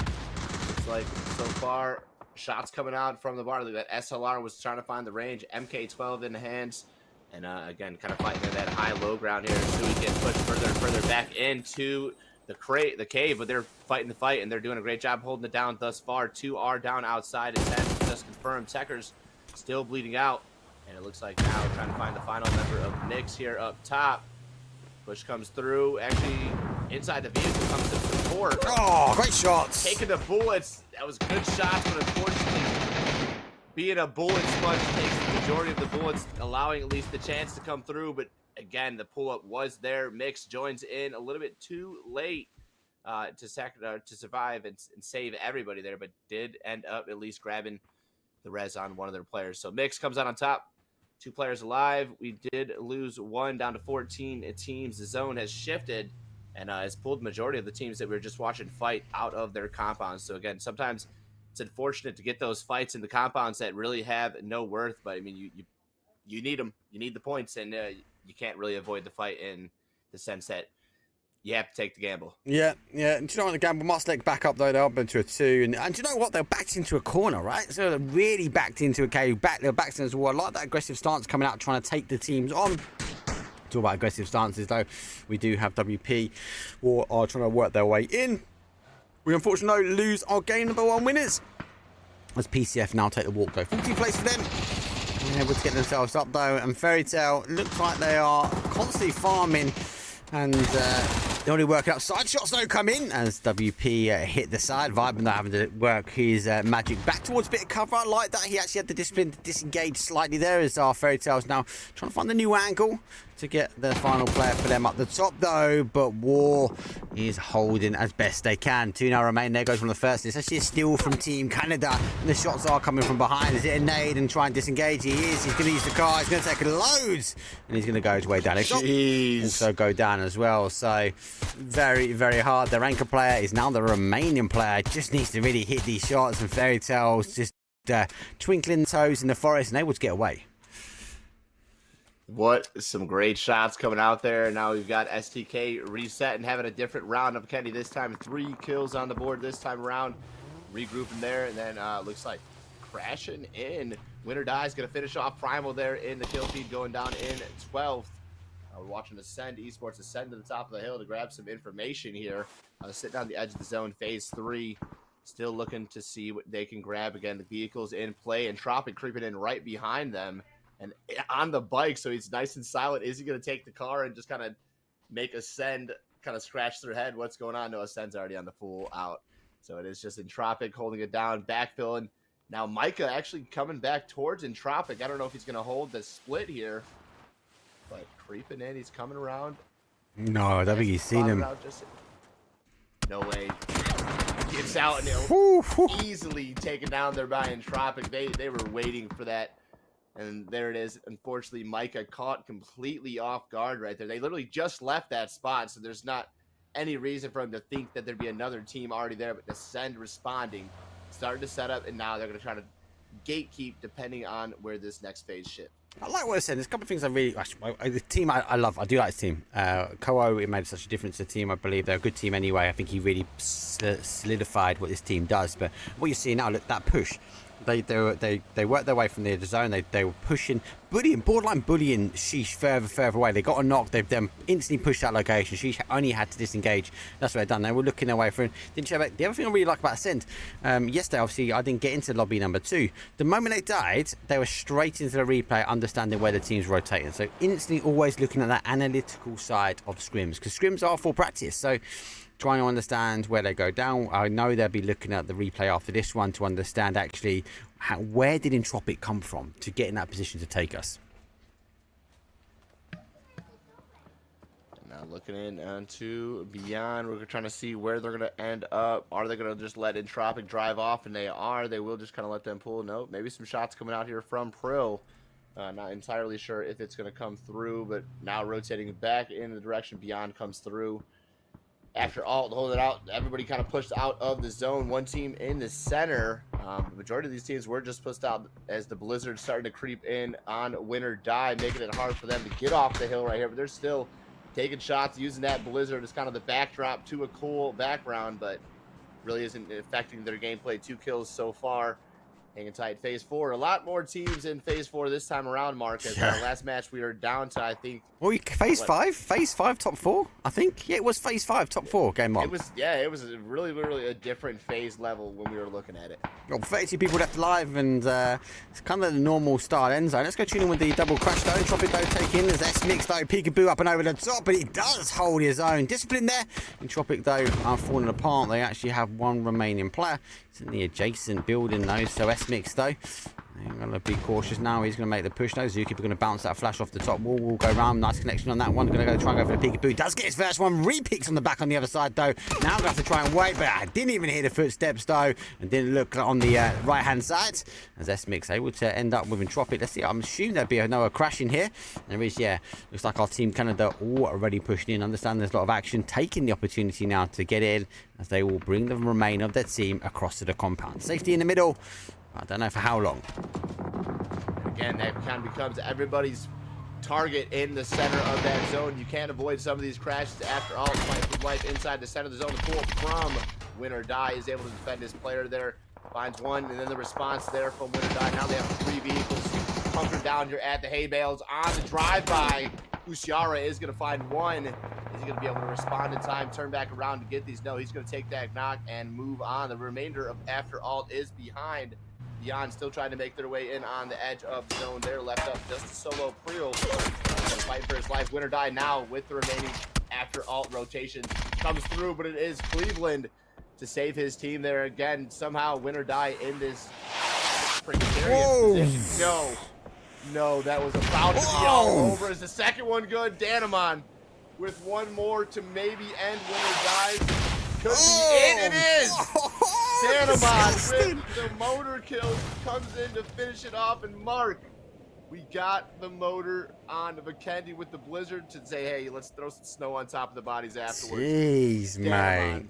That's Tiggleton style right there, people. Jeez. Do you know what? It's like a raptor pack. They were just driving by, hitting them, but drive by, drive off, drive by, drive off. And then, like, Will Dwight actually pushed themselves into a good position. They did great hold. They took away that critical corner that After All had. And you know what? Big kudos to them. He done a drive-by, he knew he had the more in his back pocket, went back to the compound, dialed it in, and just laid free on top, mate. Insane. That's mixed out. They were on the still in the defense. The blue zone nades are coming into effect, but not able to get it. But I do like they go up and down and not left to right. So they are going to cause the damage. Double blue zone, seen a lot more of this where they stack utility up CC. So we're seeing the blue zone nades followed in by nades, or we're seeing the double blue zone nades go into effect. It's going to really cause some people some issues. Looks like Team Canada, they're going to back away slightly, so they're going to admit to losing one. But they are getting tabs, and they have been picked up on the retreat back to their compound. But I can't imagine a full push here. They've gone back to the other side, but they can just hold that. It's kind of like neighbors, noisy neighbors here. You're kind of existing. You got the fence line in between, and they're just going to kind of hang tight to see who comes to visit. For now, on the outside of the edge, Sheesh hanging tight. No kills, but Diedrich's kind of holding tight with a solo player there. With the crash now from Ascend to join the party here inside. Here comes the first visitor. And they're going to join, trying to find Snicks here, seeing what they can grab. Is it going to be able to grab some kills? They've grabbed the real estate. They've grabbed some, what seems to be security for right now. But, again, so close. 3 people now inside the town here. Are we going to get one more? I am surprised that they're still holding that off angle on the bottom. But I like it from Snicks because, again, if there wasn't that solo player to the south, there could easily be a 4th team inside the center of that zone. But 7 teams remain, 18 players coming into phase 5. The more and more opportunity it's going to go, and with this next zone shift could really determine the fact that it is going to end on or off of that compound. Yeah, you got to be looking at this now, and obviously like what you Tego. I actually like open terrain fields in Tego because it does have like sort of trench warfare feel to it. Not really on the Kendi, it's very flat. So there's some hay barrels and stuff to play, but any car goes by can cause some issues. Ascend, they pushed in as their S Mixed-O played out that compound nicely, so they find themselves in a bit of a sandwich. Ascend one side, Team Canada on the other. But again, they might be able to get away with it. Fairy Tail's looking strong also, as they do conquer a lot of the zone, and they are stretching themselves out, trying to ensure a team doesn't backfill him. And I feel like on the outside edge here, it's going to be good. Sitting in the zone. I mean, win or die, still trying to hang on with this last solo player here. Not sure how much longer he's going to be able to survive. Kind of spotted out by a few teams. Fairytale seems to have it in the bag here, but again, easily enough, this could go to Shinboy or any of the other Canadian players there for SDK. And we'll have to see how he does fare. He's got the smoke coming out, trying to buy some time, but again, its days are limited. Time is limited. He's got some placement points. He's not going to nice move on the car. Vehicle he was hoping. Oh. Yeah. And now that's basically game over with that explosion of the vehicle. But we'll see how he's living. It's going to be on that borrowed time for now. He's hoping. He's praying. He's going to take some blind shots through the smoke. Trades one out there for the headshot. Blue zone ready to move in about 10 seconds or so. So he's going to have the pressure on. It's going to be there if he can make it out of this situation. Definitely going to be one for the books here. But so far, he's got his work cut out for him. Here goes the drive-by, surely. If Brightside is going to take it. I like the deployment. They are going to try and deploy and get ready to move. They are pretty stacked, so they do lose the zone and giving up. Some teams get siloed in to try and take those single individual kills, but they know they need to get in. They are stacked. Famous. They've got RPGs. They want to take a fight and they want to get aggressive here, and it is looking like we're ending up on the outside. Kidakai with a mortar in one hand and an RPG in the other. Dangerous mix for a compound, but will be trained by Koho. Again, someone who's got the analytics behind laying down that kind of fire. They are going to put it down. I think he's going to be looking for some of those kills on the outside, though. He is stacking it up, be nailing it back, and I feel like he's just going to be dialing in those shots on the outside edge. It's quite hard to take him out of the compound. I want to talk about somebody who's got some knowledge too, Mark. Yeah, Koho Base and those strats coming out for those. Definitely Ascend is one that's going to be able to put that motor to work. If it's going to be anybody, we see Danamon. Danamon sacrificed his life in the blue for it. We could potentially see another round of motor shots here coming through from Ascend. So not just over yet. The smaller and smaller the zone gets, the less likely we will see it. But moving into that zone, 4 teams. As you do see at least one of our teams outside, and not a single team just in like that open field. So it's literally a congested compound here, phase 6. Everybody afraid to peek. Once the action starts, it's gonna be crazy. There goes the motor shots trying to find Sheesh. But again, it's only limited for the time being. Phase 6 with phase 7. We'll probably shift them out down there at the bottom. You see Jambo just went down. Zone could claim life on another one. There it is. Another motor shot. Do you step out of the building? Do you even try to go for the res? I don't know. This is not what I'm looking forward to. It's going to be Noob Tube Central. Fairy Tale, they've got one, and Central got the other one, and we are seeing Team Canada now making the push in S-Picks, though. Final player for them as they are trying to hold up. Team Canada, though, have got the drop on them after losing a player early. They do become the Punisher. For top 4 remain now. Team Canada has got a 3. Fairy Tale with a 4. Ascend have got a wonderful 2. As Fairy Tale do get its Chris down with a Mortar Strike. And there goes a Molly through. So that'll get a nice confirm off the back there. But Ascend do have mortars themselves to be able to launch something back towards him. And poor Sheesh, the only team now remain on the outside edge. They have got the res, and maybe all the action will happen inside and they just get left alone. I doubt it, though. You never know. I mean, it definitely would be a wild, weird ending, and anything is possible in PUBG, which makes these end games so entertaining. But for the time, all the action, all the intensity, all the pressure is on these 3 teams inside the compound, trying to, again, find the right angle to peak, but also trying to deny the entrance of any of these other teams. There goes a little bit of deployment of smokes, trying to delay, just, again, the sound cues.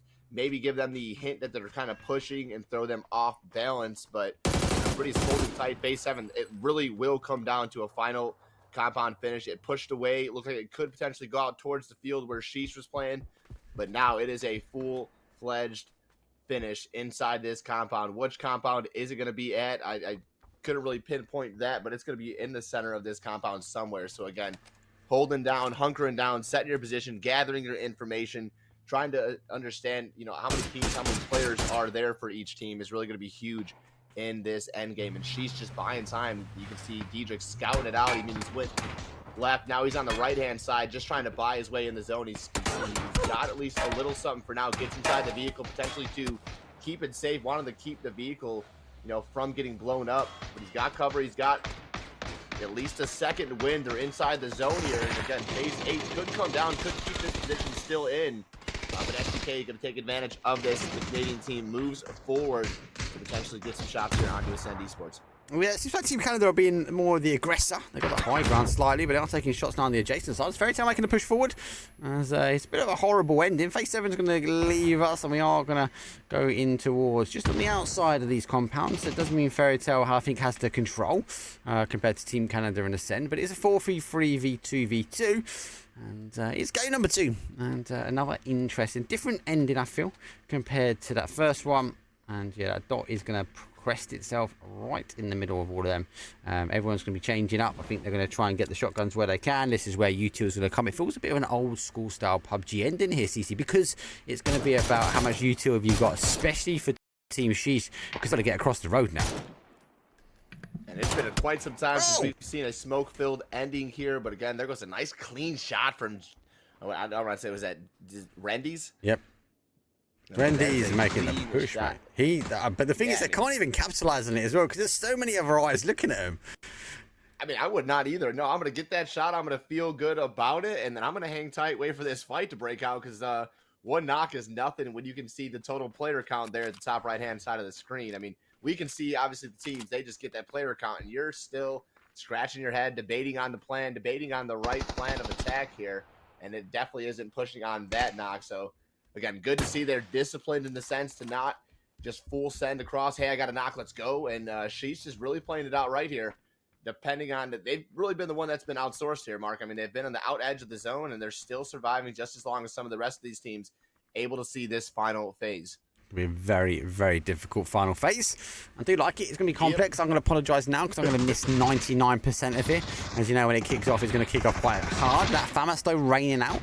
That is going to be a big shout. And there we go. I missed the RPGs. Unfortunately, Sheesh have gone down. To the point, where's the car gone?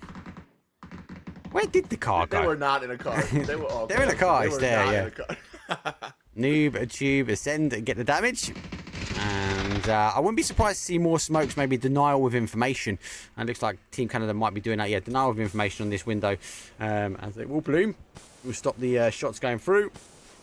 Looks like all the smokes are going out that way. As there goes the dot. And it's going to go land in between the two. And God rest everyone's frames. FPS go to heaven, and here it goes. Bassi, everybody going to try to ascend with the rest of them, but Ascend, Bassi hoping to do it better. Fairy Tale with the full 4. You got SDK, the Canadian boys here with 3, and then the Ascend with 2. Holding down the defense, and let's even the playing field. There's a first knock. DBS comes through. Shinboy trying to follow with the MP5. Here comes the MP5 at the end. Isn't going to matter, Mark. It doesn't. The DBS comes through, shows that it's quicker, it's better. Fairy Tale finds the final member. It is going to be Adam to fall. And now Ace can focus their attention on to Fairy Tale, but Fairy Tale has already opened up. Nabat finds one. He can find the final shot come through. And that's going to be it. Just like that. In a flash, Fairy Tale makes the dream happen. Nice dream happened. 20-point game for Fairy Tale. They were just stacked. They had the A-Dub, they had the FAMAS, the rest of them had P90s in their hand. Ascend no worth the shout as well. They held that compound quite strong.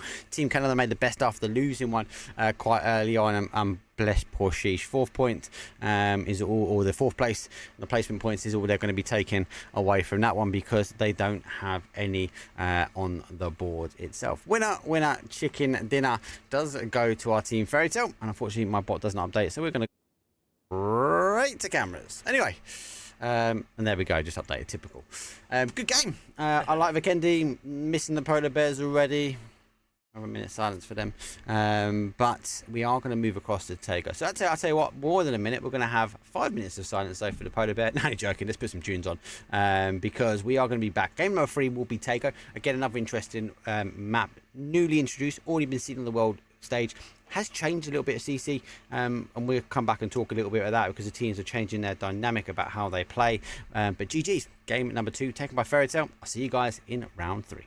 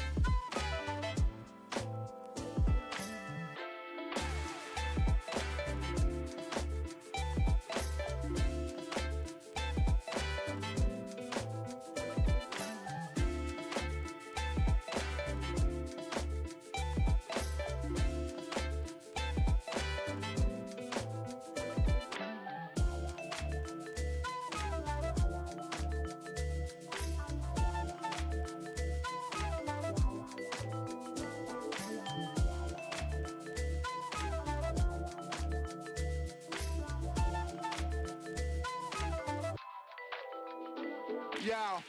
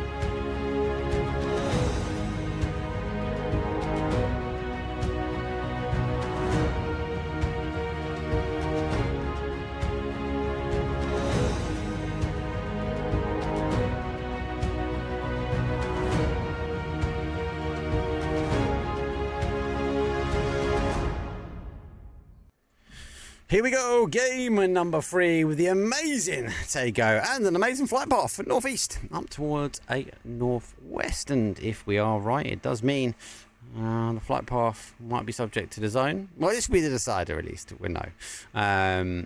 Maybe we're going to see that top side. I have not had a shipyard though style ending, so I wouldn't mind the shipyard style ending. I know they exist. I've not had one personally, but let's have a chat about Tego, CC. I know you say it's on the build, it's on its way up, but come on, this is a finished esports map. Esports ready, yeah? This one right here, I mean, depending on the bridges and the way that you approach the bridges, I think is the only difference that I would say you can kind of work on through Tego. But aside from that, I mean, Tego is a high intensity. The action is always there, the rotations, and Denmark. Hello. Yeah, we're going to reset. It happens. It happens.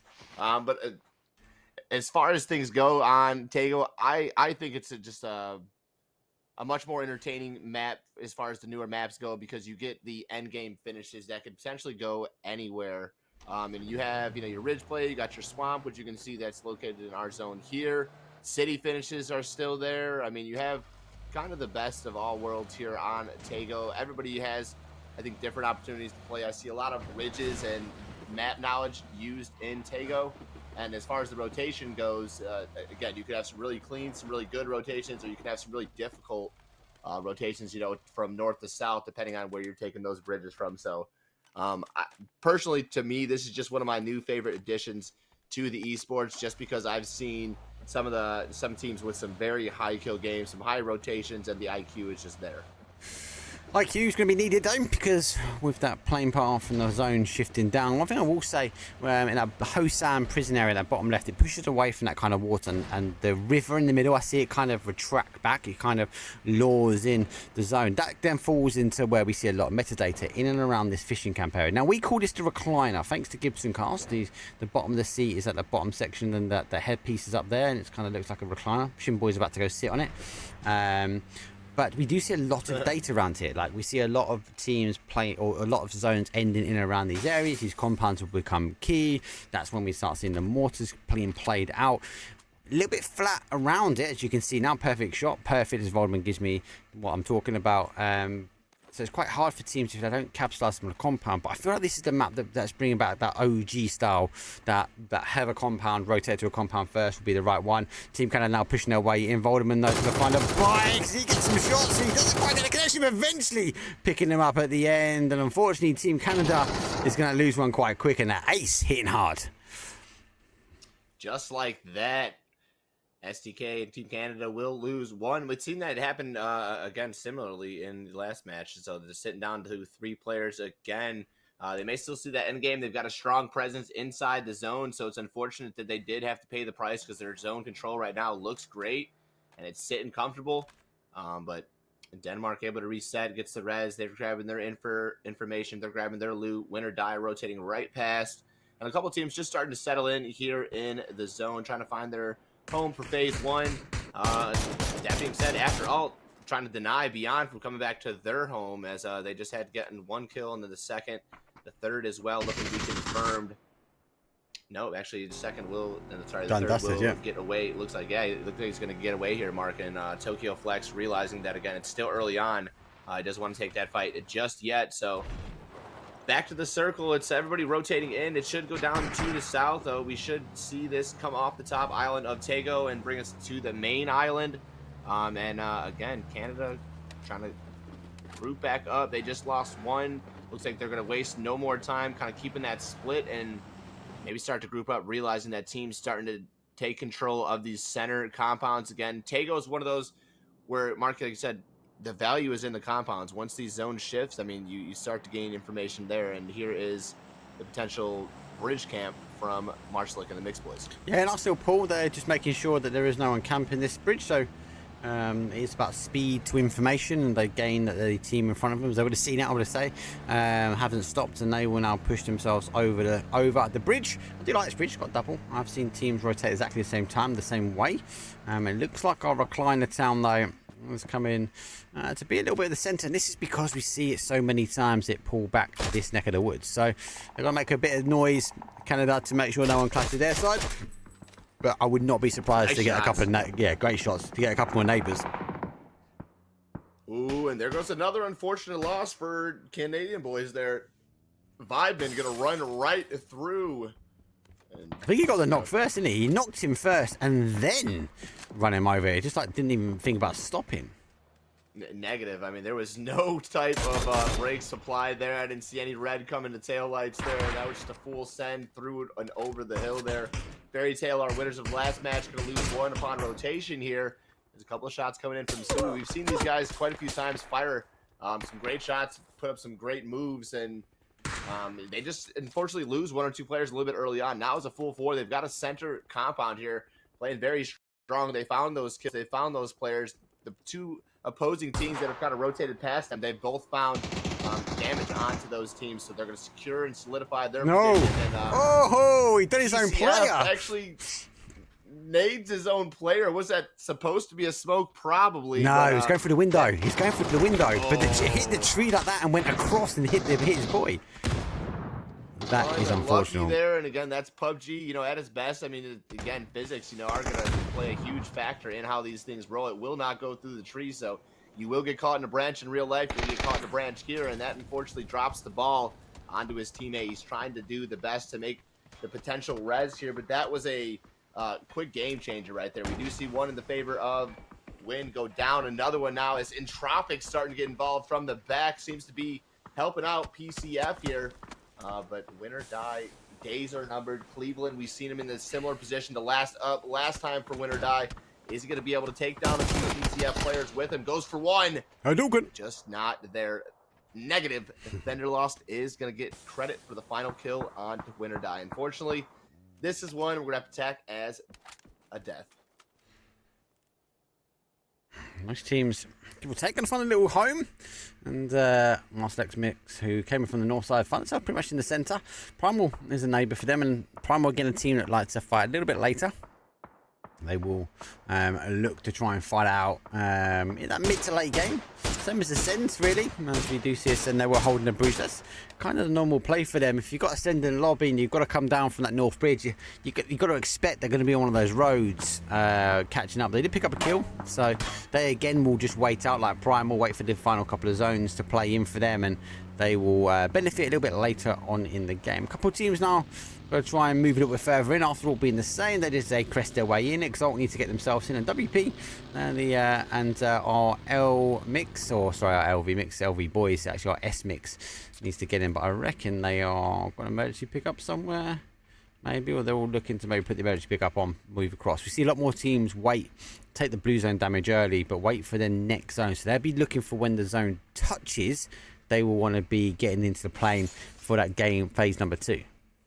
And I respect that 100%. I was going to say, imagine if that zone, because it has a huge, I don't say a huge possibility, but it has a possibility to go up north and keep the Palace in play and really make these players have to shift back north. This is one of the most challenging zones, I'd say, probably in PUBG Esports again, because there's still about 30% of land up there. So it could easily shift in, keeping a lot of that in play, and then making these teams have to forfeit and rotate on the 2 bridges that will be left inside that zone. That, you're going to have to chunk some blue and take those damages there. And here you can see now about 50 seconds remain, so it's a good time for them to pop this emergency air shoot, and then by the time the zone touches, they'll be about halfway in, so they don't have to chunk too much phase 2 blue damage here. So good play from the S-Mix boys here. They're going to get the best opportunity.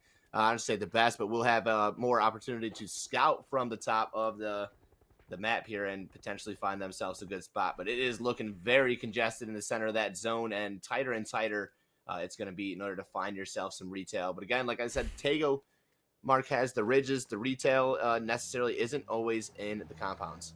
Nope, no, there is a lot of open space to play, but it's a good play from them because they are using the zone or the timing of the zone to get themselves in. And they've got long rotations, so they're just blindly going in. They're waiting for that zone 2 to pop, which we're going to get in 2 seconds. But these guys will be in the air at that point. So I do like their move. It does pull back, and again, it always pulls back to the river. Always, always, always these type of zones. That bottom west side, it always seems to play away from here. But that river in the middle, 9 times out of 10 CC, we see the zone push back towards them.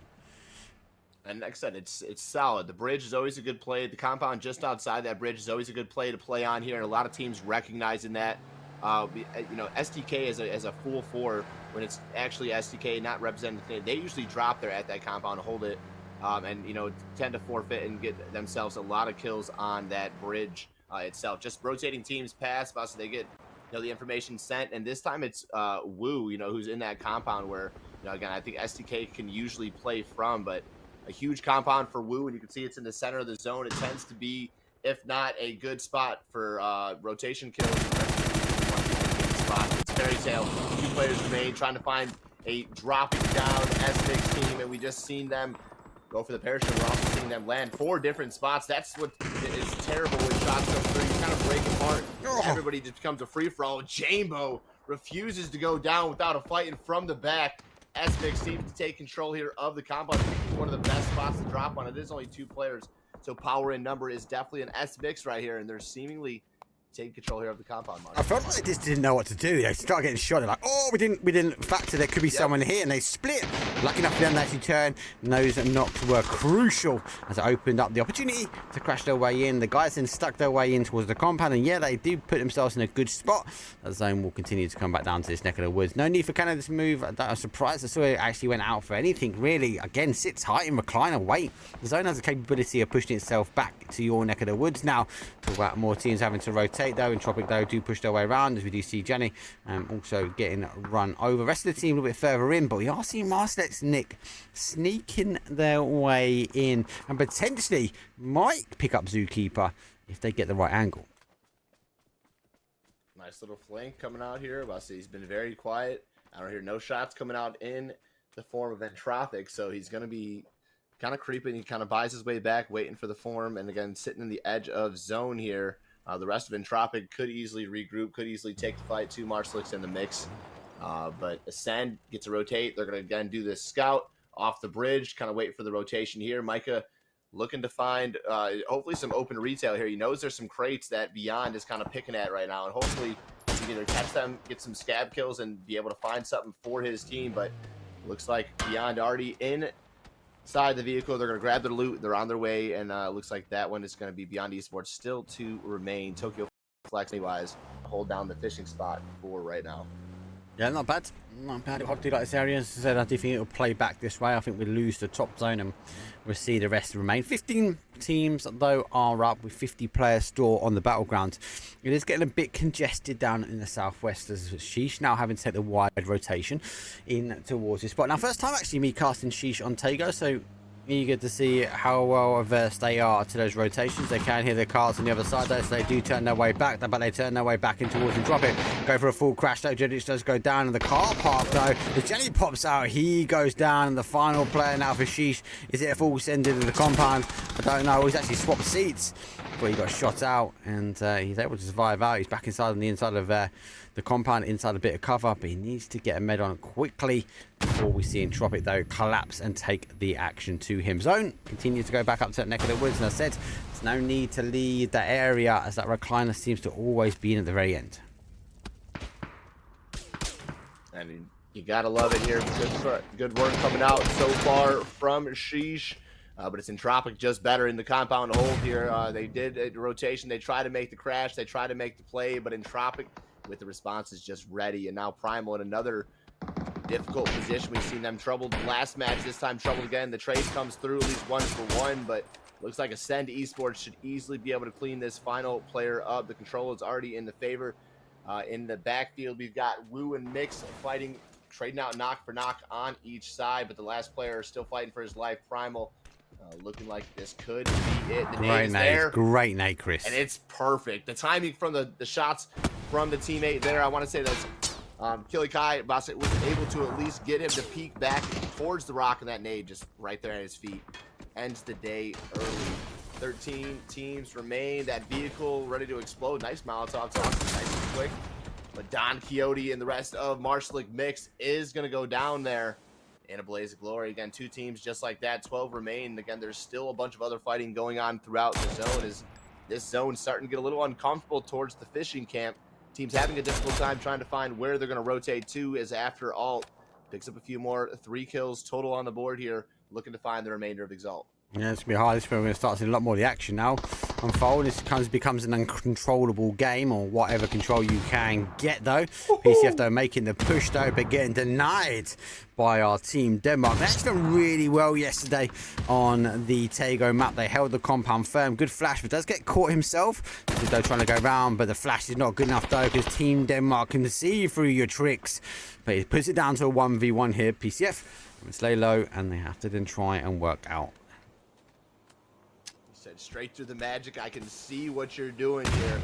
We've seen Kwepa in a little bit of a difficult position for PCF last time. He's going to look like he's going to turn things around. He's fighting Denmark full frontal, and Tropic starting to get involved on the back, and so is... Good shots. I want to say he's snug, but yeah, that was great shots.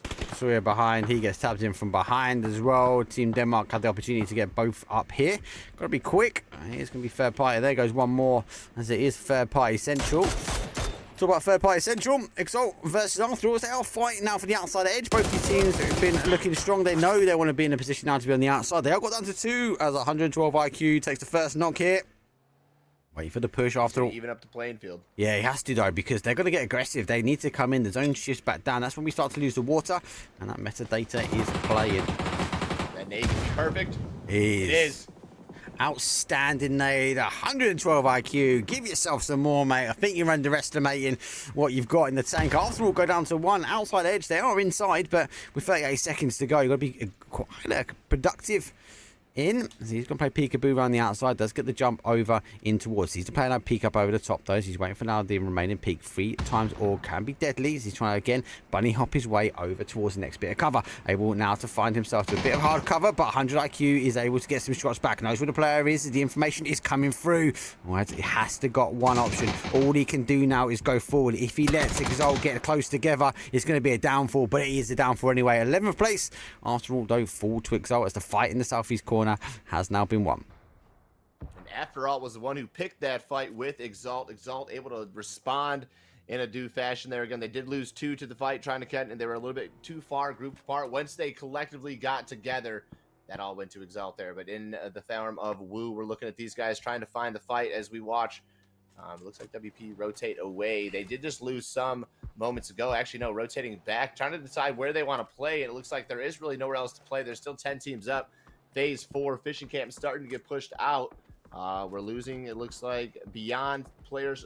Ascend starting to creep in. They've gotten some more care pack love, and Ascend drop looks like right in the center. So where these teams play, it looks like it's going to be a very intense end game here, the way that these teams are starting to set up, Mark. Oh, I actually held my breath. I don't know why. I was like, who's going to send it by? I don't say anything. So Pennywise, though, making a wise move with the ghillie in situ on his back. He's going to be able to hide himself away slightly, but any movement and the Ascend team will ensure they descend down on him. But not going to be able to use the vehicle anymore, as that is a bit of a floater. As it is situated up in the fishing camp, but they won't need to. They can sneak their way down. There's a wonderful ridge on their side. But we'll go back to the Woo fight. It's WP War trying to work their way in. They have got horrible angles. They've got to be really aggressive here, especially on that hillside, though. But it looks like Ibby's going to isolate that individual, though. Going to get the pick, as he's going to give, I suppose, the team Ascend a little bit of a break. Quick kill, quick confirm, and beyond, they get eliminated as well. Nice shots coming out there from Ibby. Ibby able to respond. 8 teams now remain with the elimination of that last team. We've got placement points coming alive. We've got 21 players here. We've got hope. We've got hope. We've got a very good end game. And again, we're looking at LV sitting there in the middle of that zone. They've been there basically since they've taken that position at the start. So hats off to them for a great position. Great read on the zone here, responding. You know, what looks to see for the end game. And end game is where you want to end up. End game is where you want to be. And that's exactly where they should, assuming the crash doesn't come through. Exalt on the edge, peeking over onto Entropic's position. Let's see if they're going to be able to find something here. But one thing I'll say, Mark, is we have a little bit of a dull here. We were talking earlier on that is Tagle 100% ready? I don't think it is. So we were talking, me and Bard, on the bridges, and there's bridges that have the double bridge. Yep. I feel like there's another bridge they can add that to. That middle bridge that we were looking at that most teams are rotated across are right below Palace.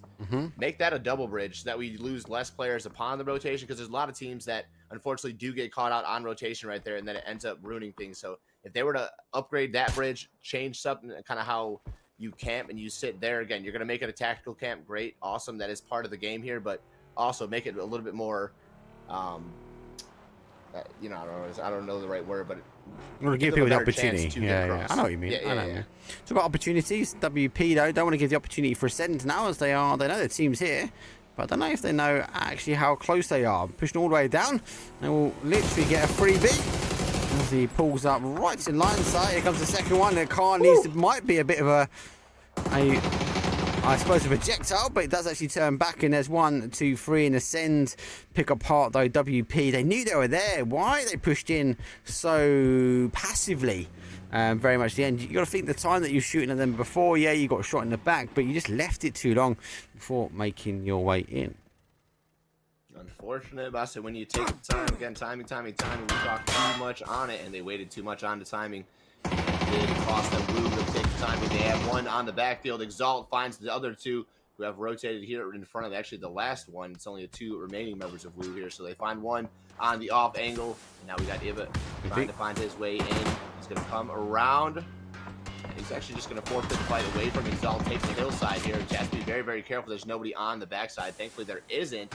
He's going to get a chance to drop the smoke. As I say that, S-Mix from the compound is going to find him on literally what looked to be his last chance for survival. He could have had a good fight against Exalt there, but denied any chance to have that fight. S-Mix gets credit for that one. 6 teams remaining. When Canada's got matching bag to car combo, they're winners in my eyes. Winners of the day. Good move, but do you know what's the second time we've seen a player go down by not putting the handbrake on? We had one before in the game before. We've just seen one again. Unfortunately, though, for the Woo, Ibby unable to put the handbrake on, had to get back in the car. That was the result of him actually going down. You'd also expect if he didn't put the handbrake on, he would have gone down anyway, because the car was moving a little bit further afield. 6 teams with 16 players left. Phase number 5. Ascend taking their time. They've got a very hard push from here, but very capable. The zone is a landing where both of us mentioned at the beginning where it was going to go, as then we are now seeing Recline and leave. Entropic played it well. They're on the outside edge as well, and we are going to see our Ascend boys now have to make more of the aggressive push now in towards, I suppose, that compound that, if we remind ourselves, S-Mix, remember, jumped from in that northwest area early on to ensure they got some real estate later on, and it was a hard jump, but they made it. They made it work. Definitely made it work somehow, some way. Busting through into phase 6 here, remaining for these teams. We've got some battered and bruised teams, but we've got some full teams as well here. Ascend been playing a great game. I mean, they're kind of holding tight. They've been really working their way in from the edge of that zone, creeping in from the west side. And now they're starting to take a little bit of good zone control here. I don't know if the remaining 2 players there towards the back end have a vehicle, but that could potentially open up some problems for Ascend. They do. They're actually going to both crash, grouping up. And in comes Sui trying to close the fight with the solo ace member. But Ascend actually groups up all 4 players here. Shots from Entropic from the side, getting Keely at least to kind of peek his head, throws some smoke, drops the smoke, gets the Molotov to deny any entry, but in comes the nade. That one looked good, but bounced too far. Now he's going to get a chance to live. Another one comes in. That one looks even better, but he is going to hop out and over, avoids the damage from that grenade as well. Jambo finishes off the remainder of Canada as Adam falls for STK. That is 5 teams made, 15 numbers are still starting to go lower and lower here. There's one thing you can always count on, and that's the send to be geared and ready, as they have put the cars into good use, but they're also using the deployable shield to get up on towards these little farm buildings, or the polytunnel, so to speak. And you can shoot through. Now we're going to see the jammer pack come into play. Does get the first knock though. Kilikai though with his back has no idea he's behind him. And eventually getting picked up, but not from Ascend. That comes from the third-party action on the outside as Esmix now trying to backfill into where Ascend were. 2 are down, and Ascend looking strong to win this one. Go from a 4 instantly down to a 2 quite quickly. Between S-Mix and Tropic, making that fight so much harder than it had to be. But it wasn't, you know, Smix that was in the aimer. It wasn't Exalt that was in the aimer. I mean, it was the team that, you know, was kind of the underdog that was really getting all the Sui, taking all the shots there. They could have potentially shot at Ascend too, but, you know, they took down Sui. They took down a little bit of Ascend here, and now that's basically opened up the door here. I like the timing from both Entropic and Smix to get involved in that fight, because that was another one of the stronger teams that they definitely had to deal with. So Ascend down to 2. And now Entropic and Smix both in the north and south side of this zone. We're watching the solo Exalt kind of coexist with Entropic. Entropic does not want to just peek up and over. And, here comes the fight. Spray comes out, and Koulibaly is going to take that one away. Exalt down in the 4th. 3 teams remain across the zone. Ascend still fighting for their life here on the back end. Thankfully, they do have some crates. They do have at least some love to work with, but it's not going to be too much once these guys drop down. In comes Christmas. But again, I don't know how much this could be a Crumpus move here. Well, even taking the vest and lid will be good. Does take a side shot to it, but I think it's worth it. Oh, they should be able to get the res. And if Chris does get one back, Esmix are going to now try and hold out. Let's just remind ourselves, Esmix played in and around towards here. And obviously played aggressive to ensure that they picked up the rotation from Ascend. Ascend didn't make the best out of it, as they were also trying to deny access. Does get the res. It's Chris going to take the car forward. The initial shots though misses it. Chris gets the ability now to get in. We're going to be able to now try and hold out, but we've got 3 teams. And S-Mix though, I suppose, are the only team with the zone, but they are super split. They've gone aggressive, so aggressive to try and end Ascend. It's going to go 1 or 2 ways, and I think for them, I think they're hoping to take the chicken dinner at the end of it, but they do have the backs now. Needs to be cautious, needs to get himself to a little bit, and the Send don't even go for the peekaboo and stop. They go for the full send, straight through the middle, spinneroo around the outside, and 1, 2, did not know. And S-Mix though take it down. The final 2 teams remain. S-Mix with 4, and Entropic though with a 2. Jambo's rep pays off there, huge, boss. It looked like it was going to be a gamble. It looks like it couldn't have worked, but it does work.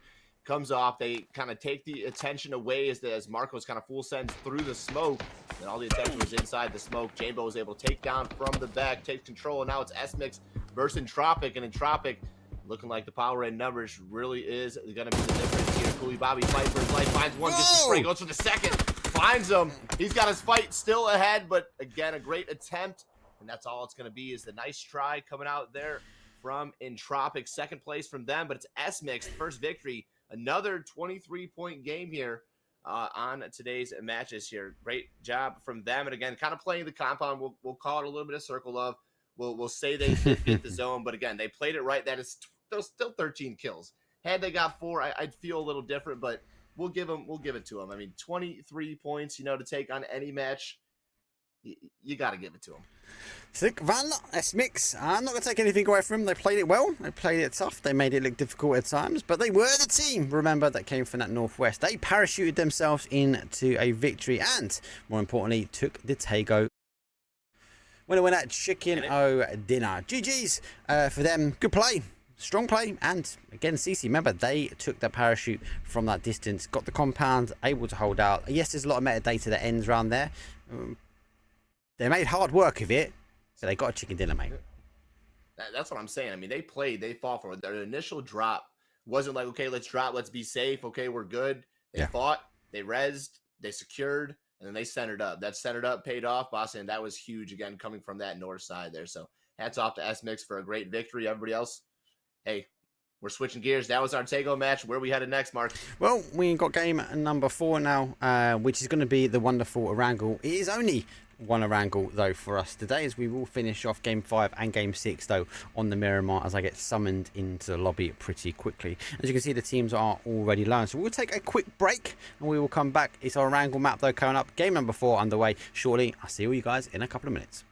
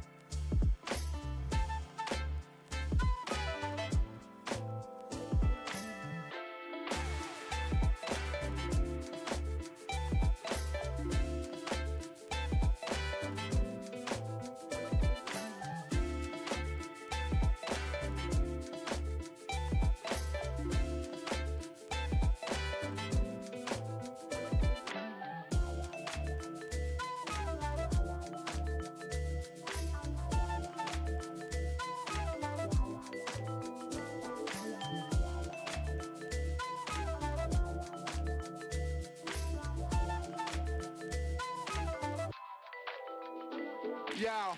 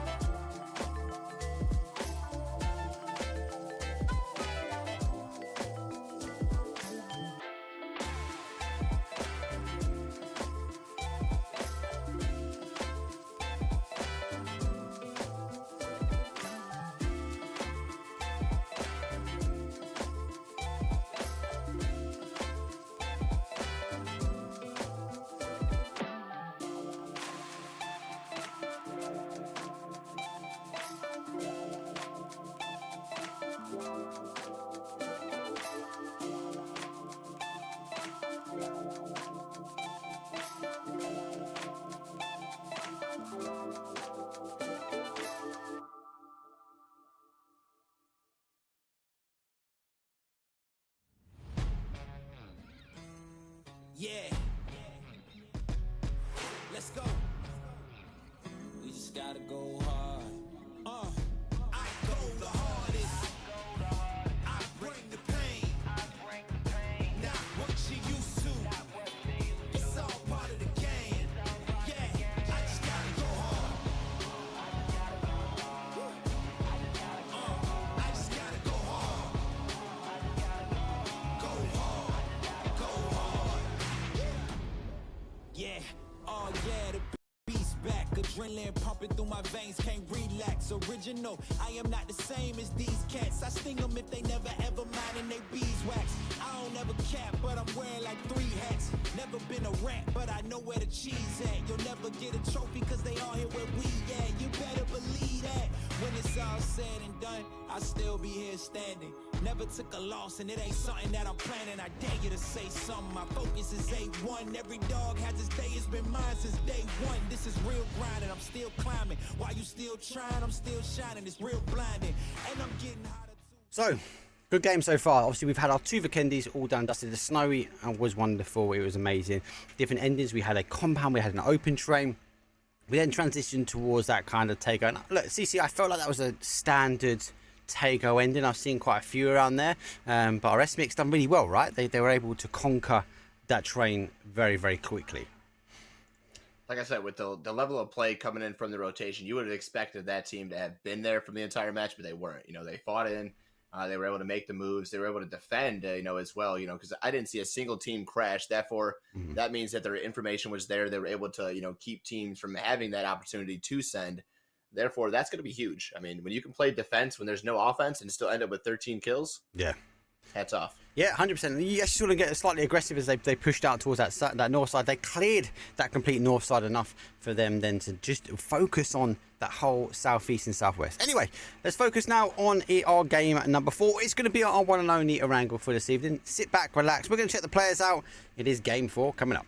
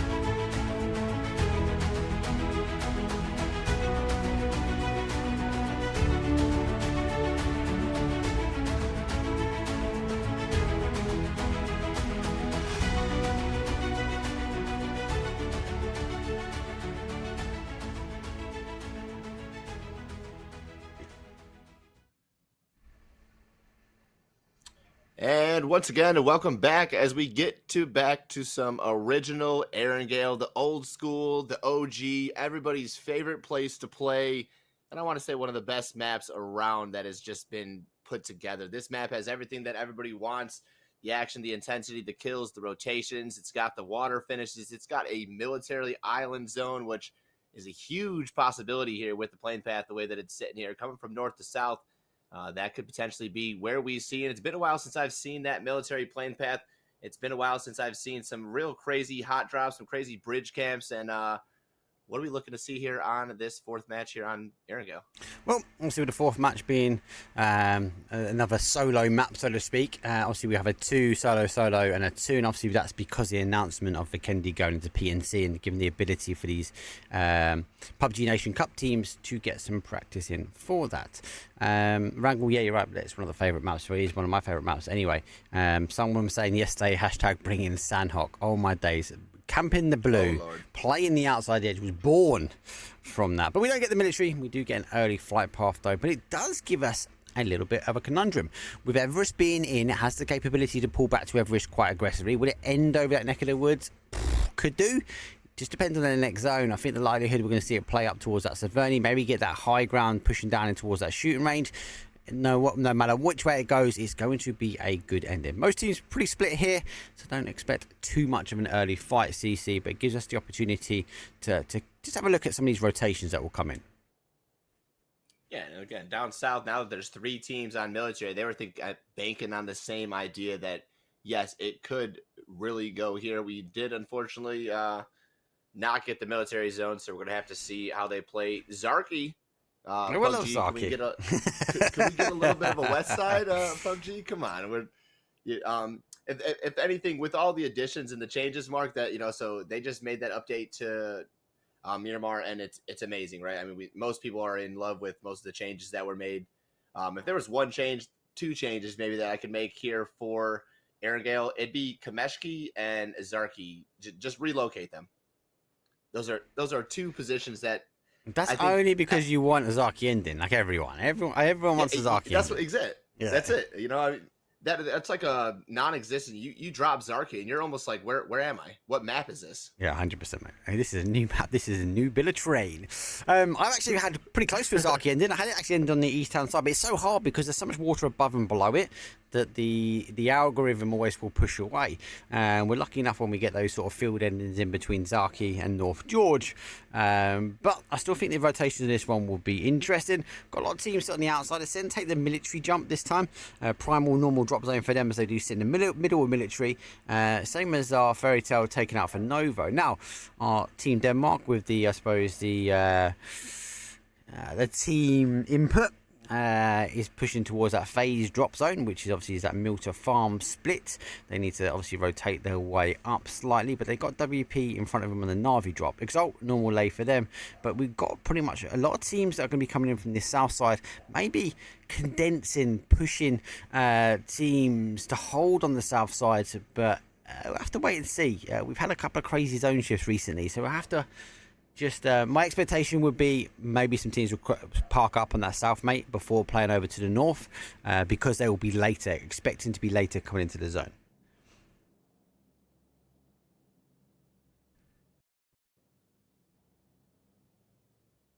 Now, the good news is, if you are talking, I can't hear you, and therefore neither can the stream.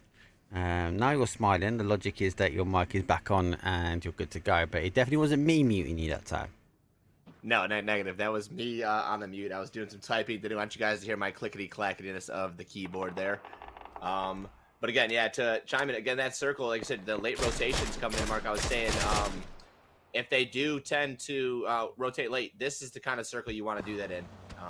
Ghost vehicle? Okay, there is somebody in there. I was kind of about to say, what the hell is going on? He's driving from the back seat. Hello? This is gangster driving here from beyond, mate.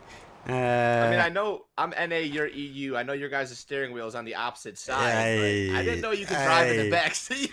Just depends how tall you are, mate. 762 player though from beyond driving across the bridge. We've had do you know what? Since the recent updates, we've had a couple of spectator blips. I've had to keep feeding it back in the PUBG partner Discord. This has happened. And do you know what? Given their dues, they fix them pretty quick. But yeah, some of them are interesting. I had one a couple of months back, a Marslek sitting down shooting people. He was like hanging his gun out the window of the car, but the car was just deleted and he was just cruising around the bottom there. You'll have to check. I got one out on the channel as well, but I said we were hosting one of the PC events. I had a player have another player like as a backpack, and like his feet were just in the middle of his back, and he was running around with this other player, and it was like, you're in the perspective of the player on the back, and it literally looked like this man was being carried on this player. It was love it. It was different. Yeah, you gotta love PUBG. Yeah, look, it is a blip. It's an online. It's constantly evolving and changing. That's why it's one of my favorite. Yeah. It is my favorite game. It's the game I play the most. So I like it. The best battle royale out there still.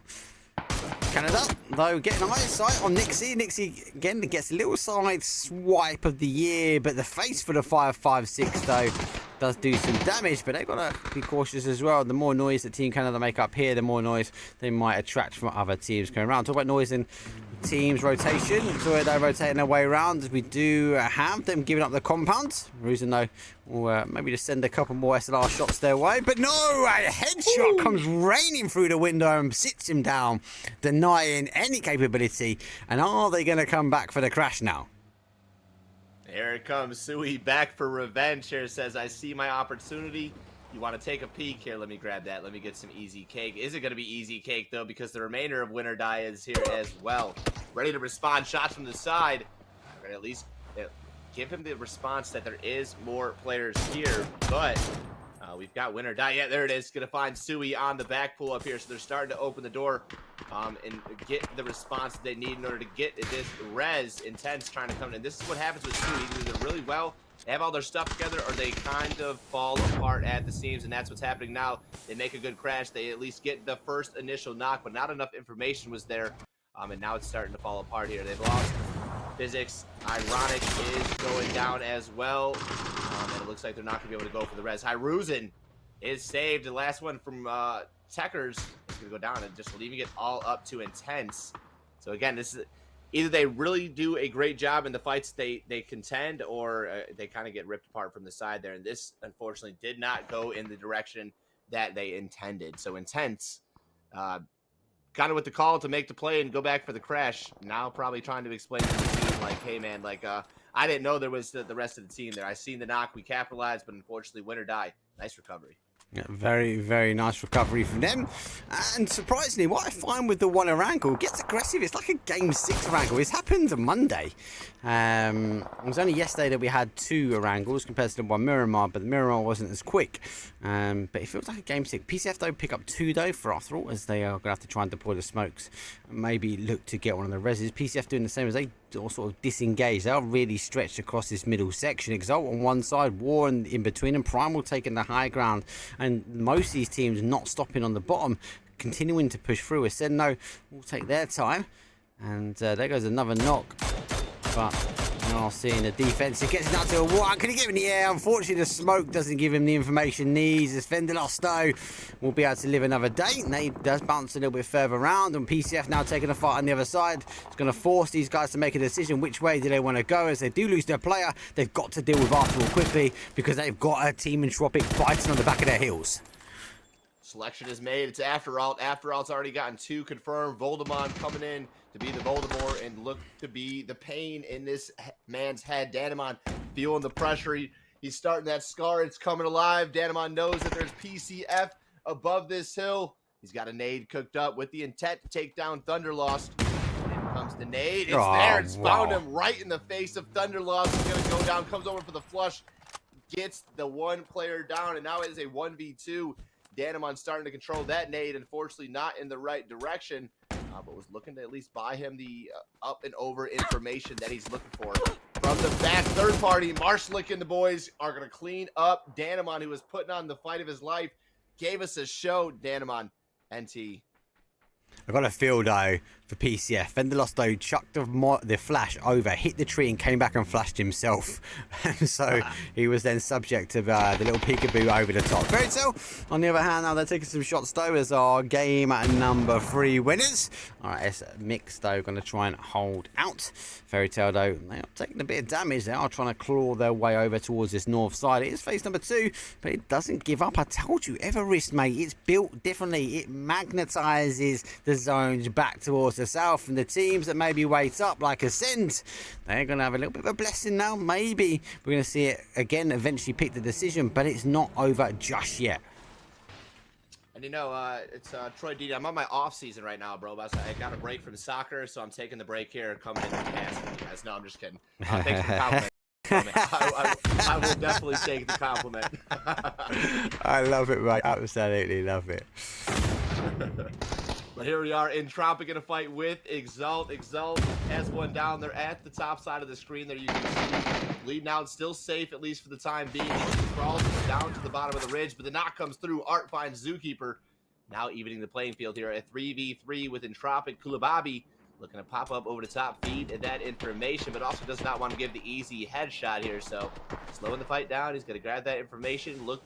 They are going to have to forfeit that player for Exalt. That res is near impossible. Marshall and the boys going to get some information from the back. The third party, definitely possible, and this is a team that is great at doing so. Yeah, Marcelek is an aggressive player by nature, so he's looking for that third-party action. Don't know if he knows about the individual player, though, from Entropic. Would expect maybe as the shots do now come out. He's trying to get that knock. Don't nail it, having to dodge his way back in. He does pick him up. It's not actually from Marcelek himself, but from a team effort. And we are now getting the fight, though, in the inside. Zookeeper, he's the only remaining player now as he's trying to wait for the peekaboo to come in, but he's got Entropic. Is he actually run below him? How did Exalt just run past him? Did he not? He didn't look at the stairs, but neither did Zookeeper. I'm not tripping. They are on different teams, right? I want to say those are 2 different colors. They look similar, but I want to say I see 2 different clan tags. Mate, hello? He jumped up on the outside. Yes, yeah, that is impossible. But now going to the push. There goes the push and shove. As Exalt do pick up. Here comes the third party action. After that team, though, does go for a full crash in. That car's going to blow as the impact, though, is going to be enough just to send it on its way. And we are now going to have to try and climb our way up towards the top. So we're now going to have to try and hold. This is the first time I'm seeing these sandbags here used, Mark. I don't often see a player use these sandbags to get up and on top of the roof. If more compounds like this garage had those sandbags, I think that could be a huge game changer about saying how these compounds are played. Everybody's kind of got the stalemate, and you know, again, where you're going to be. The stair push is going to be, and yeah, again, that corner spot that you see right now being played, that is another huge spot. I've seen a clip on Twitter. It was almost a 1v4, and then I think this was Eba who actually posted it, and somebody had gotten in the way of the kill right here. Sitting in the corner, there was one player, then the rando who was sitting there basically got in the way. But again, you play this so well, you know what you're going to play, you know how you're going to play, and again, maybe that's what the players like. Mix things up, though. There is Wozel is going to find one, then finds the second. Well played there from Marshall Mix as Snip. Yeah, talk about snipping those players down to the lobby. Yeah, very good flash push. I like that kind of textbook PUBG zone. No pushing its way down. We do see SN do take one of the WP boys. Sorry, not WP, one of the primal boys they're trying to push down. Primal need to come in, but they can live on the outside edge. WP now obviously hearing the shots from Ascend. They're gonna look like they're gonna try and control that. Just having a look at the bigger picture. Descends back down to the middle. You got to look at this. Landmass though surely is going to favour that top side. And if we go to the top side now, beyond now getting a kill confirmed as they are backed up in the garage building themselves.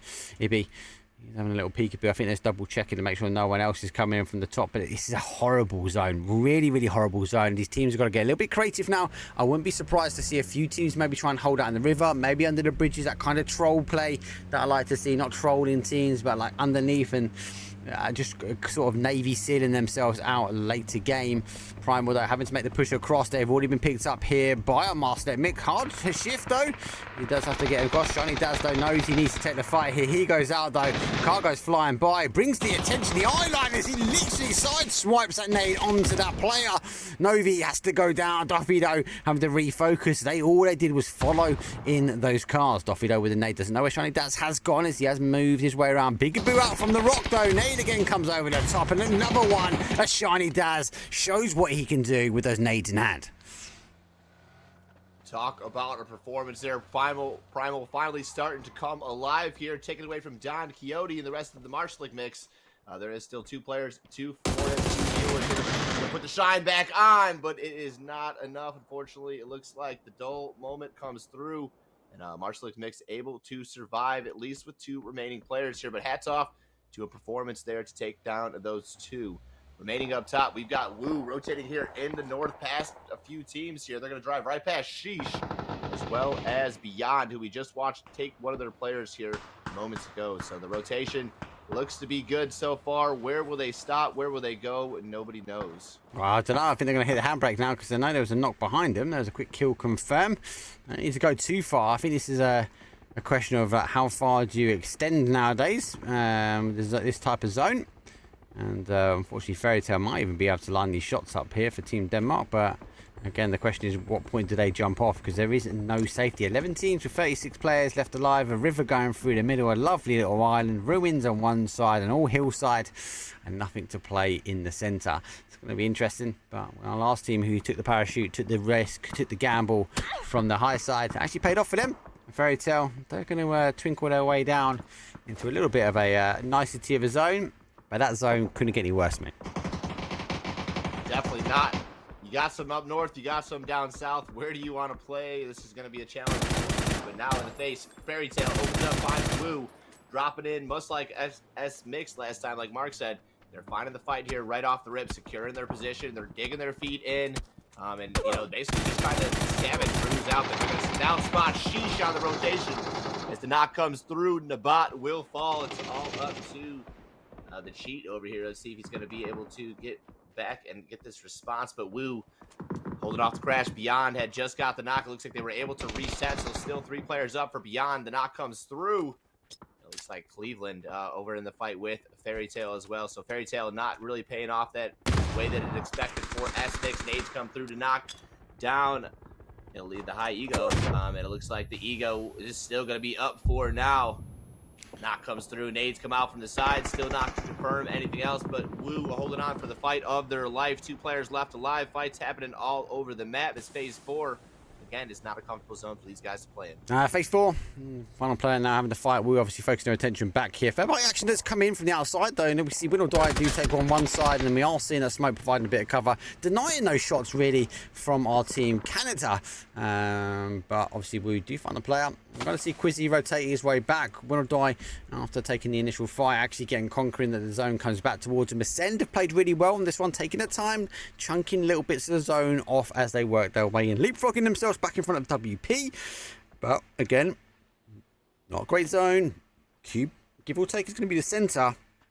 You'd expect it now to play into that sort of north side. Sheesh will be in a good position, and Ascend might want to try and conquer onto the river banks, but it's still going to be a very, very hard zone no matter what. Not a lot of hard cover, a lot of chances, a lot of risks, a lot of rotations that you're really going to have to read before you full send in there. Canada making the move in now. They're going to come in trying to find some sort of ridge to play, and it looks like Adam, the first one in, he's at least got them some retail. He's got them some information. Nobody really there to take shots. As we do see the final player of Fairy Tale left alive. He's kind of hanging out the furthest inside the zone, but using the tree for cover. Everybody's kind of forgotten about him for the time being that they kind of just dropped in. But 4 teams all sitting here on the south. Here comes the first one to come alive. Shinboy is going to find some attention onto Wu as Sheesh goes down to the high ego player. High ego player. He's a tryout player for him. I still think he's on tryout, though we have not said either way. He's the final one. He's doing well for him. Seeing the push now. Team Canada hearing the gunshots. Going to take the opportunity to try and wrap around, try and take some higher ground, but has been picked out. High ego player though does turn his attention back and catches him on the outside of blue. Good play, good knock. Shinboy though looking to get the nade over the top here. As Team Canada is a team that will be aggressive. Just need to ensure they can deal with the damage. That nade should be good. Does cause a bit of splash, but not too much though. High ego player going to get the med on, and Team Canada going to have to stick the res on themselves. They got no more information than what they had. Fighting the fight right now. He's got the nade cooked up. Is it going to go in the smoke? No, it's actually going to hang. So this is going to give SDK that chance to get the res. The res is good. That nade looks a little bit better as it bounces. Should let's get the re-knock. It doesn't. Barely surviving. 1 HP and the first aid comes through, so he's back up to 70. Now trying to prevent off of SDK. In comes Denmark from the side, fighting on both angles. They are able to turn and fight.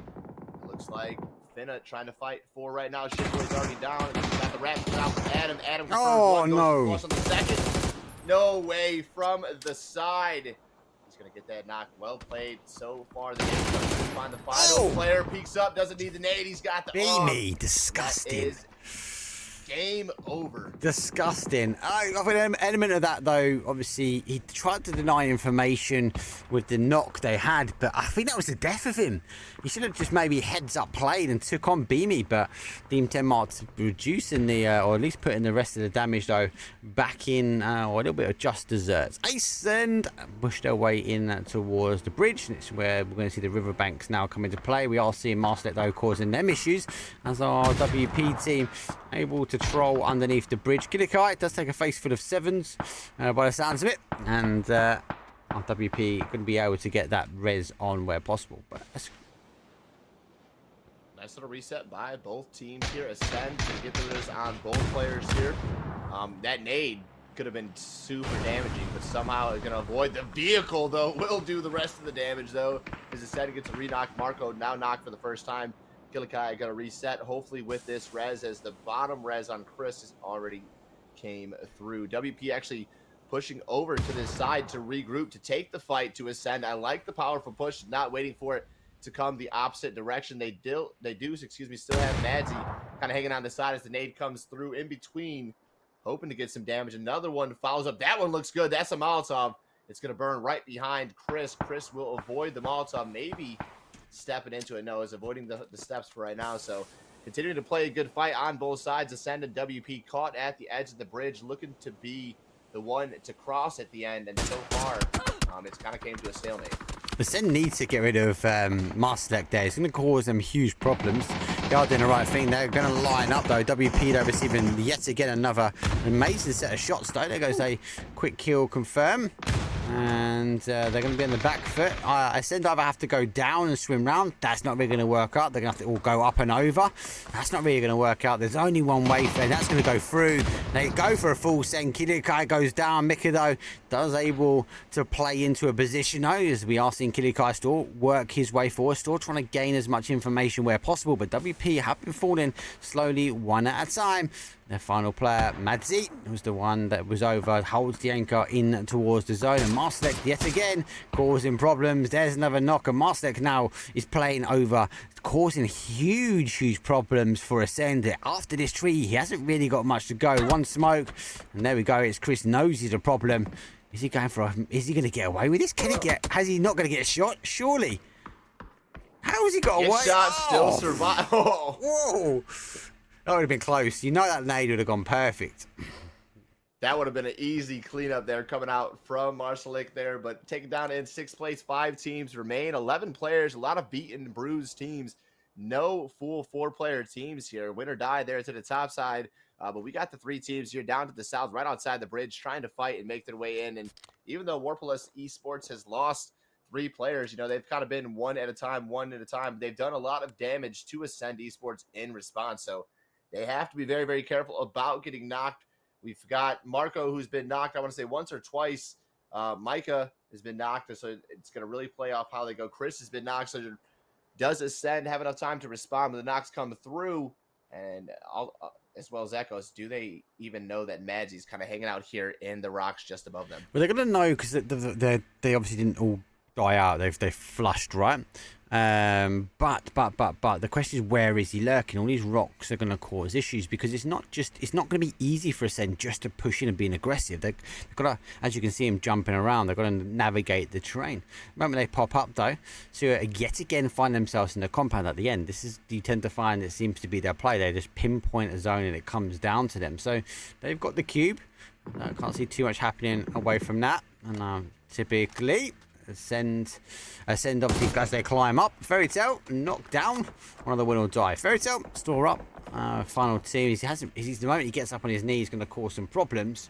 This is going to be a bit of an aggressive push. Let's see what he can do. Though he's playing peekaboo up over the top. Though Carl's going to send right over the top as they launch like cheaters in towards top 4 and lose enough one on that rotation.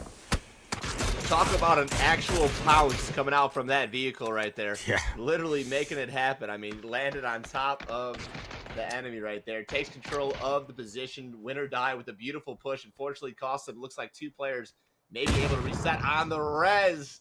And there was what I was talking about. There is Madzi kind of just left alive. And I think they should have kind of taken care of him. And yeah, it may have cost you 1 or 2 players, but now playing defensively, playing a little bit too tight and not having the retail you're going to need. Here comes the fight. And now it's forced. So I would have rather taken it when it was in control, when the zone kind of wasn't on my back. But knowing that they have to take this now, Madzi could easily come through with some 3-piece. He's going to realize that, no, the push is coming through. I'm still playing defensively, not getting over aggressive. And then we're watching Win or Die still take a second. Again, they just moved in once. They're going to have to move in again. Sui is in control of the compound here, but it's just 1 player. So the minute that either Ascend or Win or Die makes it in, that's going to be basically it. Madzi cleaned up. Again, the full push from Ascend over the top of the hill. We've watched these guys. They know how to push. They know how to make these plays here at the end game. They're not going to give up points for nothing here. So here it is, showcasing that knowledge here, slowly but surely setting themselves up for the victory. Yep, 3 teams now remain. 3v2v2. And I do like the aggressive stance, leaving the compound. You don't normally see that. You don't see teams do that, right? But they tried to get the third party. That's why our Win or Die team was a little bit further down, but they are going to have to push their way around. Maybe another leapfrog and push as they are hearing the shots on the other side. Ascend trying to push their way into the compound, and Win or Die on the adjacent side might get the opportunity now to push in. The 2 in the middle got to split the focus. There's a complete denial of information with those smokes coming in. Ascend are going to use the opportunity now to play in proper textbook clinical Ascend play. This is, I'm telling you, man, the way that they do it is almost scary. And here it comes in good fashion, ready to close this one up. As long as Win or Die doesn't come off on some off angles here, which they could easily take, but hasn't made the rotation. They're just kind of playing passively for right now, waiting for this fight to contend, knowing that the Serpent's probably going to pull off the compound here. It is up to Sui, and Sui intends to do everything to finish this fight. The nade comes through to confirm, does a lot of damage, doesn't quite confirm yet, but makes it pressuring that either this res comes through or it doesn't, and it doesn't. Micah confirmed the second knock again, puts the pressure on Ascend. All the damage that was done from WP earlier starting to finally take the impact. And Intend's not done yet. Ironic, finally group up. Both these players, I'm glad that they decided to take control of the compound. And playing as a team here could easily take out Ascend. But Ascend, not going to go down without fight. No, and I like the off angles though. They are trying to catch them. They're going to make the push forward though. It's the teamwork, the cross angles, the cross up, the anchor clearly dropped in the compound. And for a team that's been sitting here for some time, putting 4 kills on the board.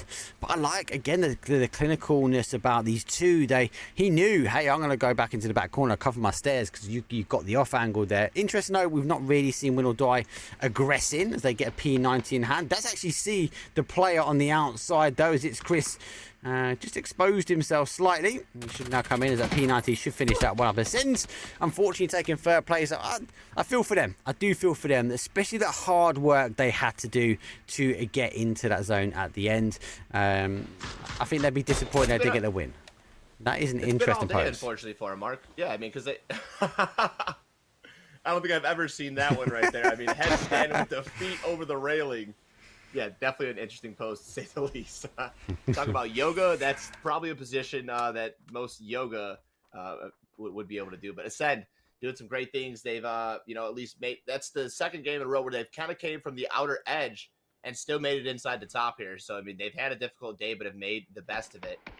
Win or Die waited a little bit too long for my liking to get this rotation, but at least it's in time. They've made it. They've made the power position. Had they waited – could have easily had this zone kind of stretched out. Smokes would have kind of been in play, but now it is basically just Win or Die waiting for Sui to come out of the compound here. And as long as they can hit these shots, basically the bag is in their favor. Yeah, I think so. They need to take the knock though. If they get the knock, they can make the push. There is a split. There is a 2 versus 2. So I suppose the advantage for the guys in the compound, yeah, they're going to lose the zone potentially. Well, they definitely are because it's a dot next.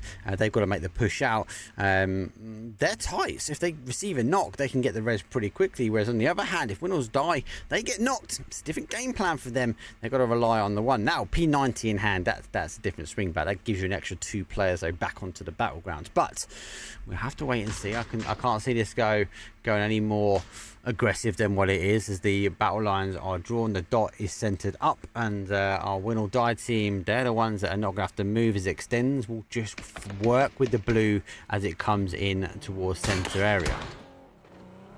Full send, in comes Haruzan. He's going to make the charge to the compound wall, but unfortunately he's going to pay the price, get lit up for it, but does make it. 8 HP, the first aid comes through. Now it's up to Extends. Extends going to be able to at least defend. Hold off for now. The knock comes through. What a peek coming out from Extends, and he's going to get the player knocked inside the window. Ironic pays the price. Intends the last alive for Sui. He's coming around the corner. He knows where both players are at, but he's got the fight cut out for him. Util coming in, trying to get at least himself across the street, but Hiruzan could easily walk around the backside of the cube and take the position away. There's the blue zone to at least deny the res. 4 HP with the grenade doing majority of the damage on Intent. Just has not found the confirmation. Another blue zone potentially to come They think through. he's in there. They think he's in there. They haven't seen him leave. I don't think. Look where the nades are going. The nades are going inside. No, now they know. They've heard the footsteps. Now the nades are coming on the outside edge. So he's got them lines. But the blue zone, he's got a limited amount of time. That blue zone's going to push him out from here. He really has to wait for that smoke to bloom before he can go over. Another set of nades, though, will come through. Does actually get peekaboo around the outside. Now he's going to edge this outside edge of blue. And actually, he puts our Win or Die team with the blue against the back, but he doesn't get the shots. And Win or Die, after starting the day, not as aggressive. And I gave him the commentator's curse. Do you know what? They put a 10-kill chicken dinner on the board. GG's for them. Win or Die take game number 4. What a game that was. And man, look at that beautiful art done right there. Who's done that? Who's made that logo right there? Win or Die. Hey, not me, bro. Gotta love it right there. Getting some action here in the end. Love to see another team putting a victory on the board. And this time, again, wasn't anything that was given to them. They were able to fight through the type. They were able to take down Ascend. They were able to fight through Sui and basically make the push here. So hats off to them. Great game. Good game.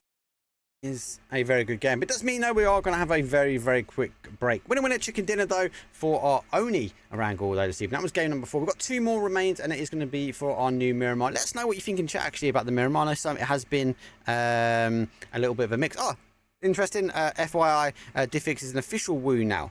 They are still trying out a 4th for sure. Soft is confirmed for a trial. Interesting. Thank you very much for the information. I will update my bot. While I update my bot, I will take a very quick break and get myself a new little drink, and we'll see you guys for that new Miramar. But as I said, let us know what you think about the new Miramar. Do you like the new changes? Do you like the sandstorm? What do you think they could do differently, or if they should have left it alone? Anyway, I'll see you guys in a couple of minutes. That made us so indifferent. We're drifting in the dark. Can we do better? Wish I could rewind back to the start. Can we do better than this? Better. You got me high, then drop me low. You got there's something I can seem to let go. You got me high, then drop me low. You got there's something I can seem to let go.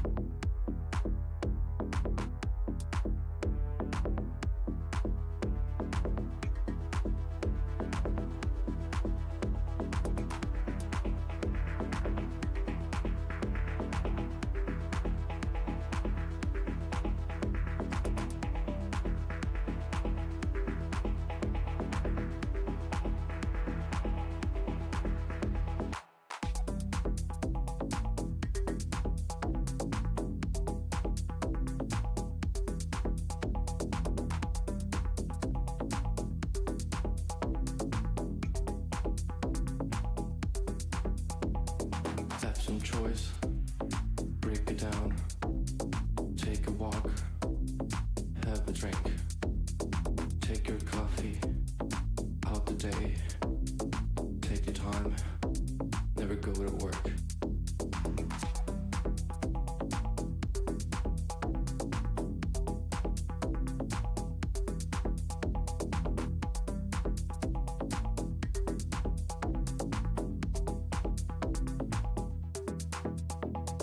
Have some choice, go to trips, peace is mine, break the bricks, monkey's time, half a days, spend the time, do your thing.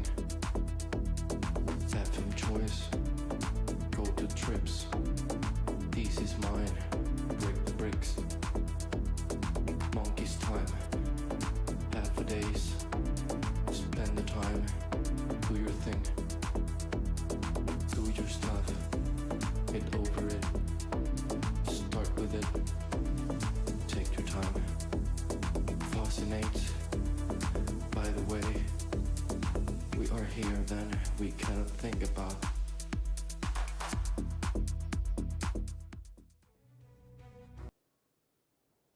And welcome back, everybody, as we switch gears here from the cold to the green to the even greener. We're now over to the sandy map of Miramar here, and I'm joined again by the one, the only, the Mark Power, the power casting of console. Now over to PC. This man has been an aggressing legend, and it's been a pleasure to be here with him. It's been a pleasure to watch these PNC teams, and Mark, with this new update on Miramar, tell me some of the things that you like and maybe or don't like about the update here.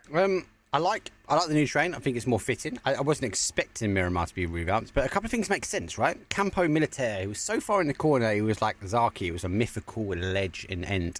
And you didn't really see teams drop there. And it's such a waste. It's actually a good build area. So I like they pulled it in a little bit. You're not going to get all the time those end zones, but we're going to get quite a few of those Cruz de Val style endings, and that will force people into that Campo Militaire. That means we're going to get fights up there. So I kind of like some of these additional moves. I like the new areas. I like the truck stop, and there are areas where they've kind of flattened it out. So generally speaking, good. I don't get the zip lines. I don't get them. I'm talking about Campo Militaire. We get it in. I don't get the zip lines personally. I don't know. What about you? What's your take so far on the new Millie, the new Miri? I say.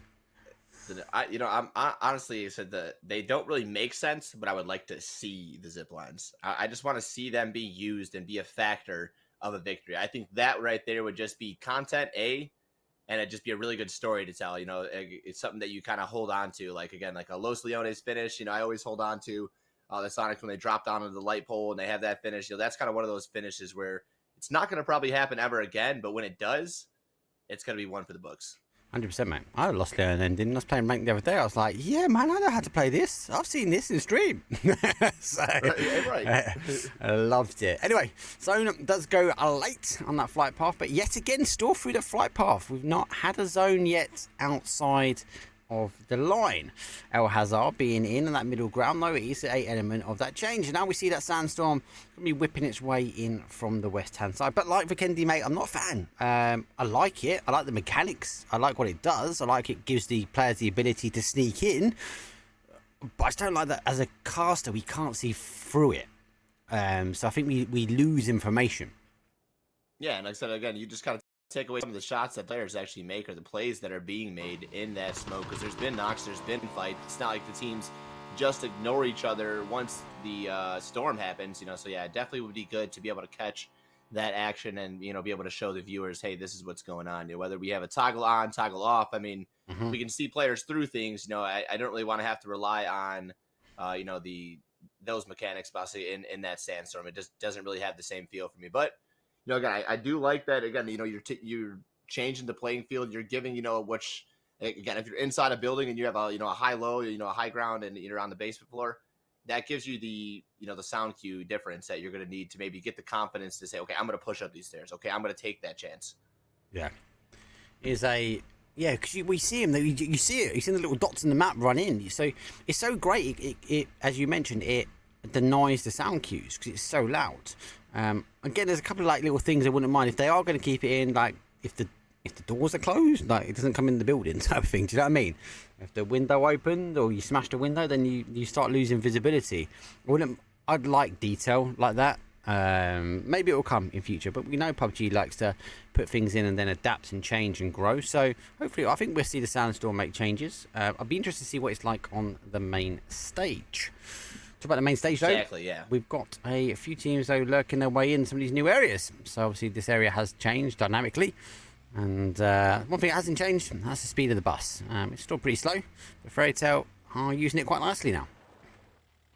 Again, it's great cover. It's not great mobility here. You're going to be able to use that thing to, pop some tires, use it as a, a portable cover, but that's about as far as it really goes here. The terrain on Miramar is definitely not friendly. I would kind of like to see that maybe on Erangel or on a different map, and see how well it fares there. But for a Miramar terrain, and again, yeah, given the speed, the top speed of that thing, it's not a great vehicle to use. But we do see it being used when you have nothing else. I'd rather take that than kind of be on foot.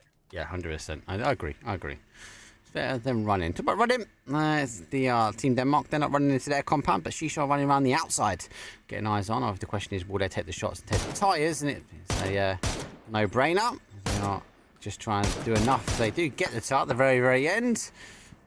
But it's a very hard area now to try and defend. If dev teams come from the south, Team Sheesh will be really, really exposed. I know they've changed his heals slightly, but not enough really to stop any team coming in from behind. And we are seeing these teams now coming in from behind as War is coming from the sort of south side. I don't know if Sheesh have done enough to deter them. It looks like they have. They do a full 180 and go back the way they came. And again, on the re-rotate here, they're going to reconsider what is going on. WP, you know, had given a lot of trouble to ascend on the rotation, and now they're in a pretty good spot to start the day off, or excuse me, start the game off here. We're watching Canadians roll their way through out of water treatment here and kind of regroup. A lot of teams here, I think, at the first time, not really getting into a fight early on, so that's going to feel good. You know, the rotation seems to be a little bit cleaner on Miramar. This is the map that teams understand a lot better than Vikendi, than Tego, so that's why I think we seen at the start of the day it was a little bit messier, you know, as far as the rotation goes. Teams are still feeling it out. Teams are still playing it out. There is certain things, you know, that you're not really going to be able to account for like we've seen in these familiar maps. So we'll see how they kind of adjust, but this is now back to the comfort level. We're seeing players stick to the familiarity of where they're comfortable, where they're strong, and let's see how that kind of fares. Again, there's additions, there's changes to Miramar, but Miramar is still Miramar. Well, apart from this is a truck stop. This is one of the new areas, though, as we are seeing Sudo do play in. Oh, he missed an opportunity. He could have absolutely tucked him in, but he doesn't. Waits for him to Tokyo Flex to get through the car out to the other side, takes some cover, then he gets his way in. Truck stop, though, is unsettling. But it looks like it's not unsettling for all its intents, though. Does get one. Needs to wait for Tokyo Flex to come around. The information should have come in that there was another player here, but he takes a face for the 7.62. That barrel hits, and it hits really, really hard.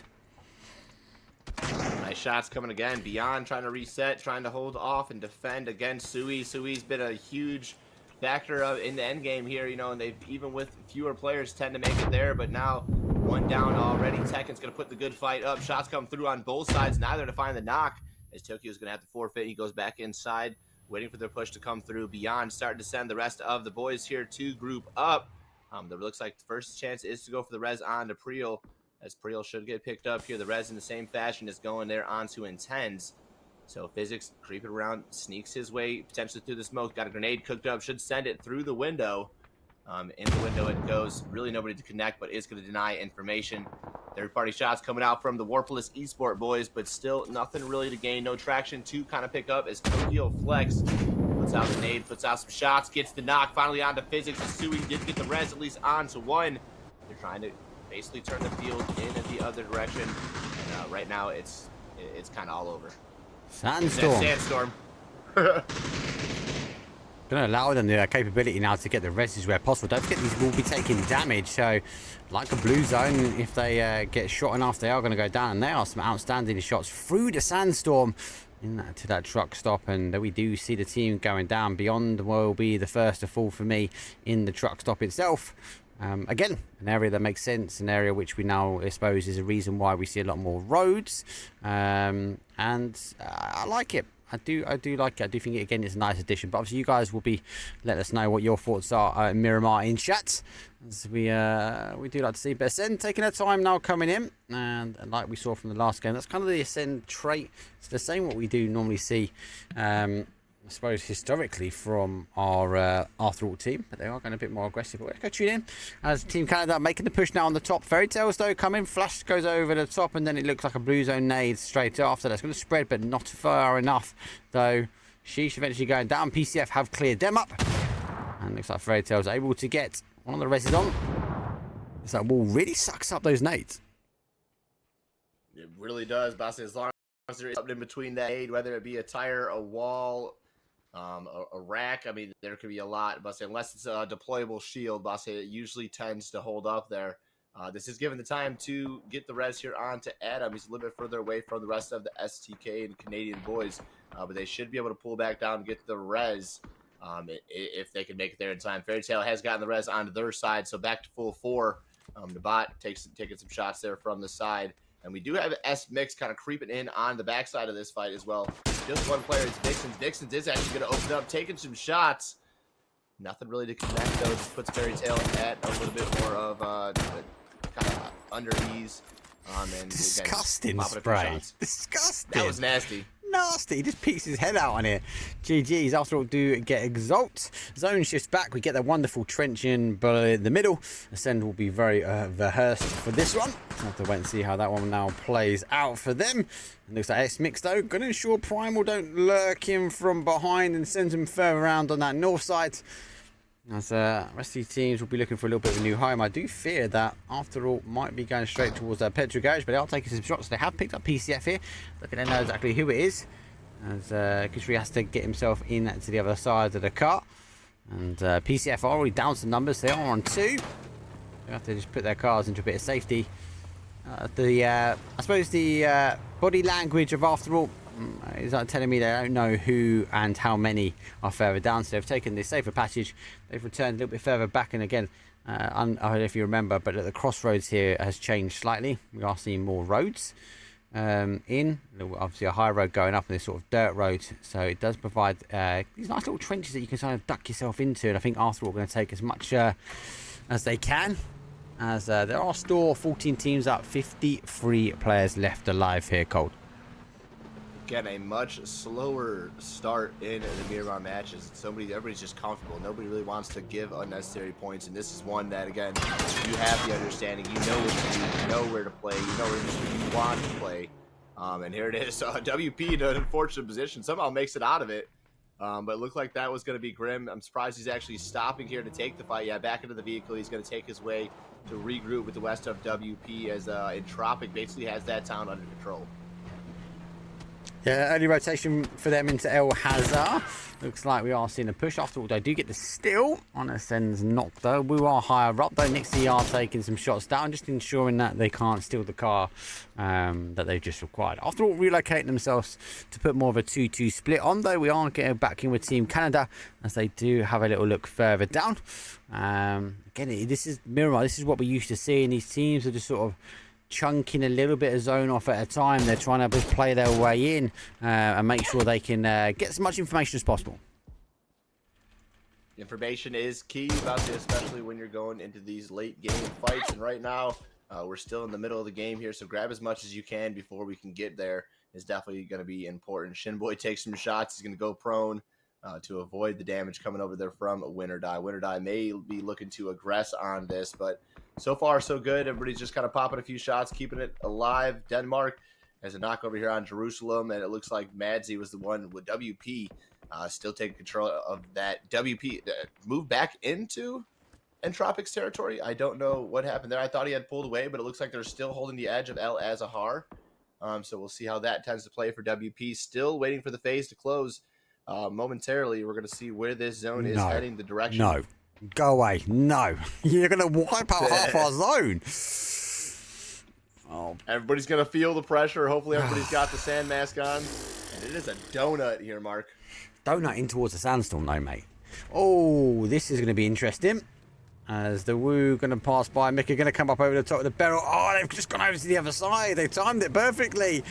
Peekaboo, they're rotating in. They know Ascender down here, and they didn't take off too much, but I wouldn't be surprised for them to stop on the next kind of couple of ridges and maybe try and hold out. If not, go for a full send, because you know this side is going to go, and you tend to find the teams left in the mix go eventually down and out.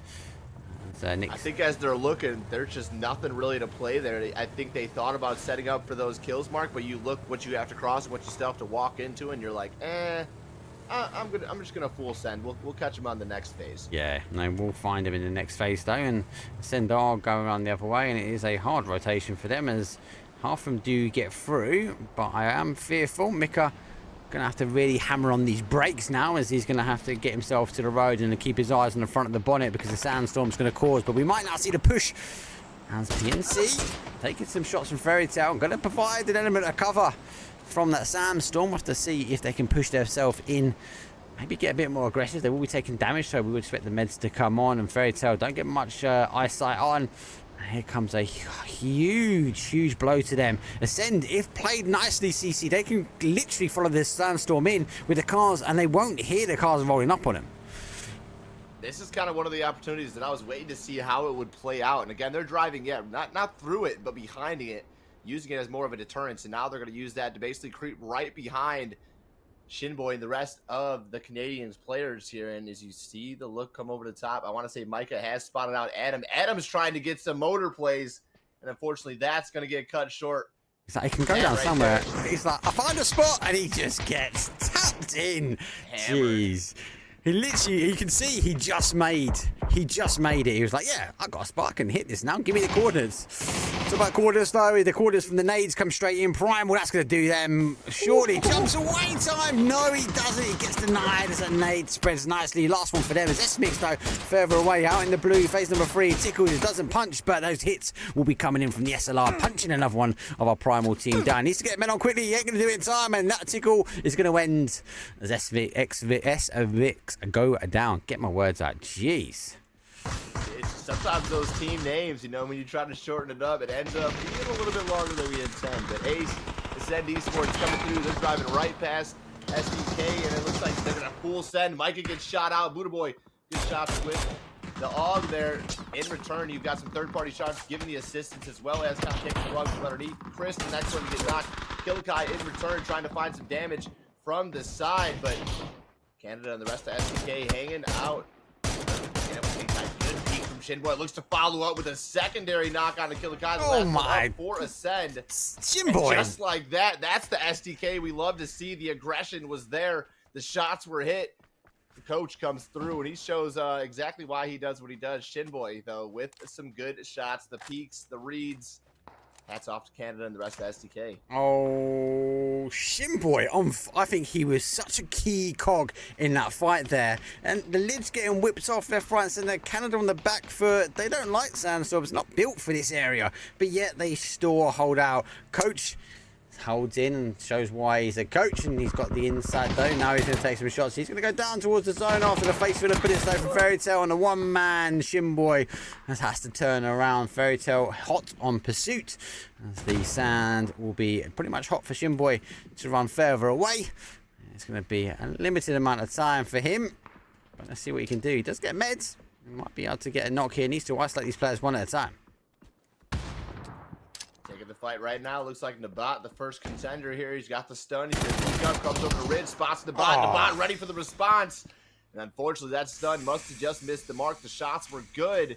But again, the response just better. So far, so good. Fairy Tail and 2 kills. Coming in with 11 teams remain, 36 players. Again, still quite a big player count with just 11 teams. We've seen 10 teams with 20-something players, but there's a lot of full 4s. There is a couple of beaten and bruised teams. We have a lot of full 4 teams going into the final few phases of the match here. After all, taking some losses here on the side, fighting a few different teams. Again, kind of widespread, but here on the off angle, you've got Wu taking some shots, and then you've got Win or Die coming in from this ulterior angle. So who's going to get the knocks? Who's going to get the credit? We're going to have to see as the kills start to come through, but it's Denmark in the center of that zone. Hanging tight, Basa getting some love for the first time, I think, as Denmark's had a lot of rotation kills and a lot of rotation problems getting to that zone, except for our first Vikendi match. Here they are, set it up in the zone. We'll see how that plays for them. It was so strong as well yesterday, so strong. So definitely one to watch. Don't remember, scrims are things to try, and so clearly trying different things. They've got a limited amount of time though before PNC kicks off. You can have a look who are in the other teams though. Type exclamation mark and the team name you want. If you for example, like on the United Kingdom, just try and drop the middle space and you'll get it. I have added most of them. I'm pretty sure I've got most of the team names in, so getting ready for PNC is actually my favourite event of the year. I actually really like when you mix teams up and put the best players in. Best players from all the best teams around the world go at it, plus they're not always used to playing with each other. What more of a recipe do you want? I mean, literally, you have the recipe for success. You've got the recipe for surprise. You've got the recipe for a team really to come up that you have seen names that you expect to do well. Again, yeah, you have to remember that the performance isn't always there with these teams. You're used to a couple other players, and there it is. Shots like that. Nail gonna lay him down right there. FT takes control of this little compound here. I want to say Entropic got some damage on the Primal there as well. And just Primal ripped apart there in really quick fashion right there. Now Nixie and the rest of the Woos fighting with the remaining 2 players here, top side of the hill. Danamon to go down as the Molotov comes through from Cleveland. That's going to clean up the rest of After Alt. Down in 8, 7 teams now remain. Coming over to Denmark again, who we just seen center the zone. pushed out here towards the edge, getting some care pack love. Drops, unfortunately, the AUG, but that must mean there's a FAMAS in that, Mark. I think he swapped to 7s. A P90 there. Oh, yeah, P90. Okay, I seen the AUG down on the ground, so I was kind of wondering maybe he got the FAMAS. But the P90, hey, nonetheless, still a crucial tool in the end game. Oh, no, always a click on clip. Always click on clip, mate. Doesn't matter if he's on Denmark or BBL. When you see him running out like that, you know he's got a bolt in his hand. You know he's going to cause some damage. He does get a clean hit. I know the bus is not the easiest car to rotate away from, but Clip Store living up though, getting those bolty shots, whipping his way through. The Fairy Tale's pushing through. P90 in his back pocket though. He's the one with the danger. P90 and Bolty. Nate goes out though. He's going to cook another one. Looks like the Fairy Tale's going to make the push though. Can he get back for cover in time? He runs forward as quick as he can. He does make it to the rock. He's got a bit of hard cover though, as he does see the heads from Fairy Tale. Oh, game number 2. Winners, the conquerors of the Sandstorm on the other side. And Tropic though on the other hand, they're taking some nades from our team Denmark. Denmark fighting on 2 fronts here. Love to see it here. Able to hold down Entropic, but also still keep the fight with a Fairy Tale here at the hill.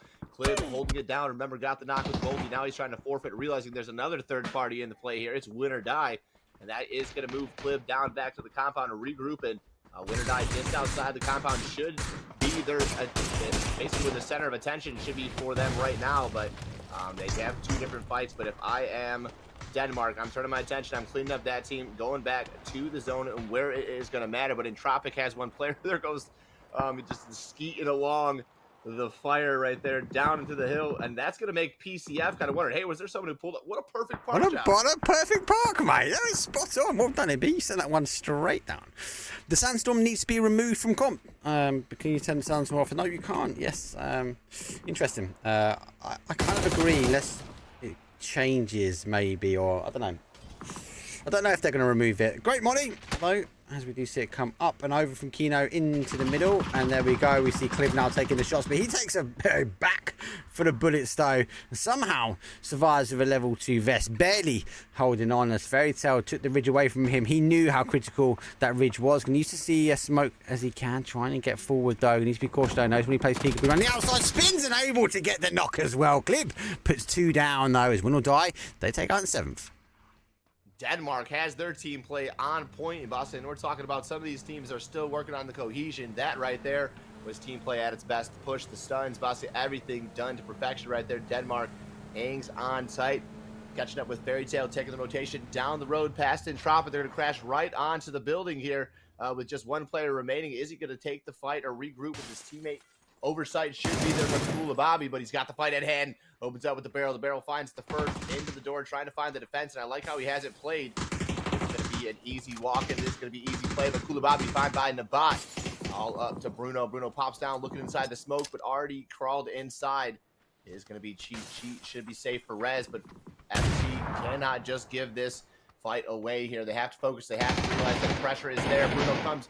Finds the shots with Nabat into 1v1. Barrel versus the AUG. It is going to be...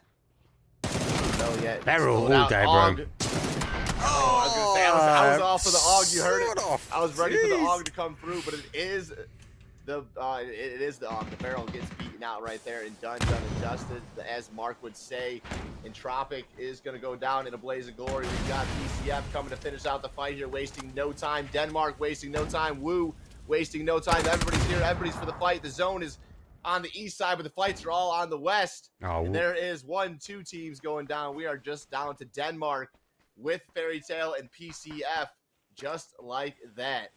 Jeez, mate, what a ending it's been so far. Aggressive. We obviously fell down. They took 4th, though, as they were able to get the shots further in. And PCF got very hard push up. They do get some good shots, though, but I think Clip and Kino be eager to ensure they do get a crossover as they do pick the player trying to sneak their way up. We need to deal with this quickly. It's not going to take long, though, for Fairy Tale to figure out the fighting is all on the other side, and they will push in and around on that high ground. Playing a pass, so they can take a drink here. Quick little stall out here on the hillside. They have the high ground. They have the power of the position, but Fairy Tale is just kind of waiting for everything to finish here before they can even get involved on the fight here.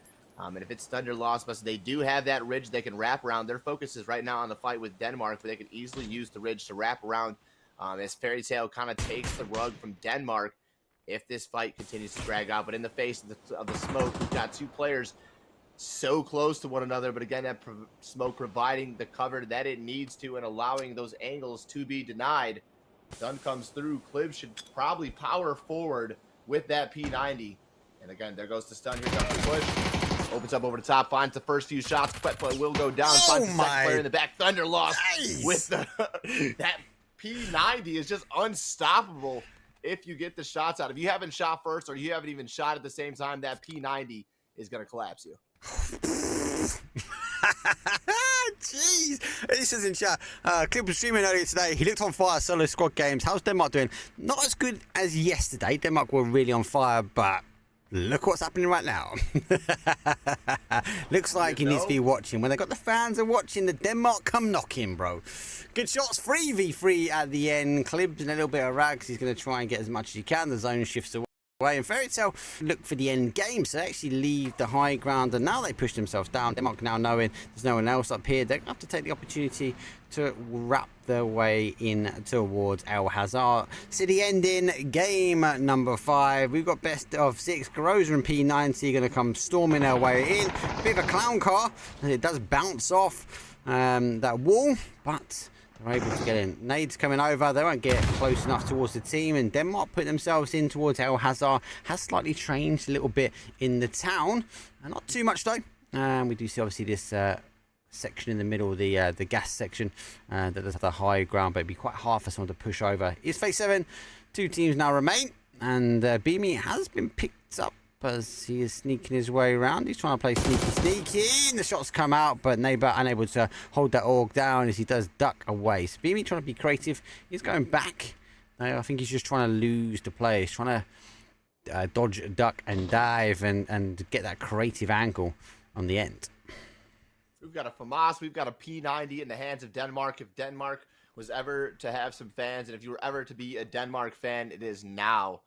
Bolty, you know, from Clib, we've got to see the knock. We've got to see some great shots. We've got to see the P90 action. So Denmark, hats off to them. They are having a great day today, and they're really piecing it together here. It's good to see them find their footing. Fairy Tale looking for their second victory of the day as well. So both these teams, you know, are really looking to, you know, end the day, you know, in a similar fashion. Miramar being such a strong map, such a you know, a newly updated map, but also still one of the fan favorites here. So they're making it happen. Opening up the shots. Kino tries to find that knock across the way, but unfortunately, shots just a little bit too short as Cheat peeks his head back down. Beamy just kind of holding this angle, waiting for the opportunity to come through. It's different. Yeah, 2 different teams, 2 different tactics, right? Fairy Tale spread out. They're trying to conquer as much of El Hazard. They're trying to get as many angles as possible. Downside to that, though, they're isolated. They're solos, so they can't really cover each other unless the angles have been worked really tight that they're able to go, do you know what? Don't worry about looking there. I've got you covered. If they run through there, I've got them.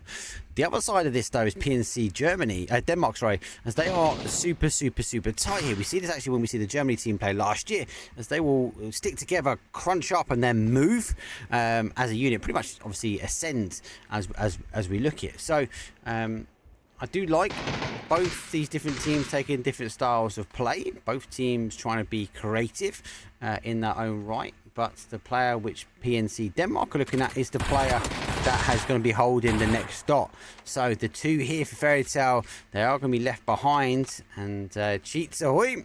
He's the one that is got the critical job to try and hold though, but he hasn't enough as the rest of the team have now pushed over. Ooh, that was a nice shot through the shack right there. He knows Clib's there, but that at least buys him the time, Bossa, to make the moves. Henry could have went around, but the nade nicely placed there from Cheat. Nabat now responding here to give that help against Clib. The rest of Denmark groups up. They're taking the chance to cross the road, and the rest of Fairy Tale comes back, and now that spread starting to get a little bit more condensed, realizing how grouped up Denmark got his feet. You don't want the 1v1 right in the toes. Again, the P90 to find another victim here. 58 bullets remain in the chamber, so it's not done yet. Nade comes in. That one looks to confirm. Maybe at least push back Clib.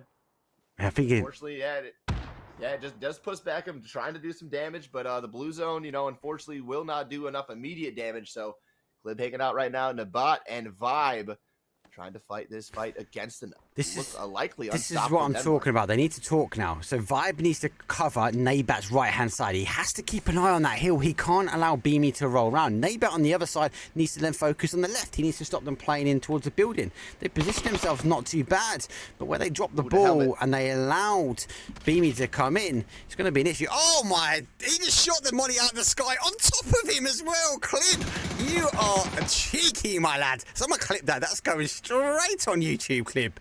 Jeez. One of the best Molotov tosses we've seen here for PNC. And again, these are just scrims. Imagine how crazy it's going to get when the actual event unfolds. Denmark loses one. Looks like they're still fighting. Clip just holding that angle in the bot, fighting for his life. He spots out Kino with the FAMAS. Good shots in response.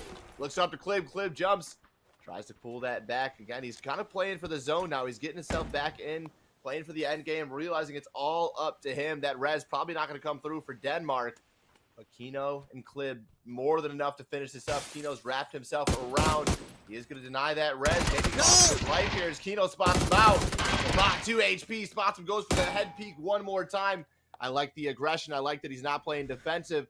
But he is going to have to pull back, get this first aid off, and now wait for the decisions of Denmark. But that res, unfortunately, is now going to come through. It's going to hold the angle though, and it's going to be a Clip ending, isn't it? Winner with a chicken dinner as Team Denmark. Woo! Show us the skills. They're going to be throwing it down. Clip. Jeez Louise. 11 kills, 21 points, but more importantly, a well-deserved chicken dinner. Talk about one for the chat right there, Mark. Clip absolutely went off, clip after clip after clip. And did I say clip or did I say clip? I don't know. Same. That man is all we had to talk about there. So insane. High IQ play. We know that from Clip anyway. Always getting the bolty shots. But just the speed of his mind is insane. He knows where the player is. The smoke, molly, and it wasn't even that close. He threw the molly and just popped it out of the sky like he's a professional clay pigeon shooter, mate. That was outstandingly play-by-play. Team Denmark deserved the win. I'm sorry. I love you guys, Fairy Tale. Miramar's normally your map, but well played. Well played. Anyway, why don't I just get my thoughts back and put my inner child back inside? We'll take a quick break. We'll load the lobby.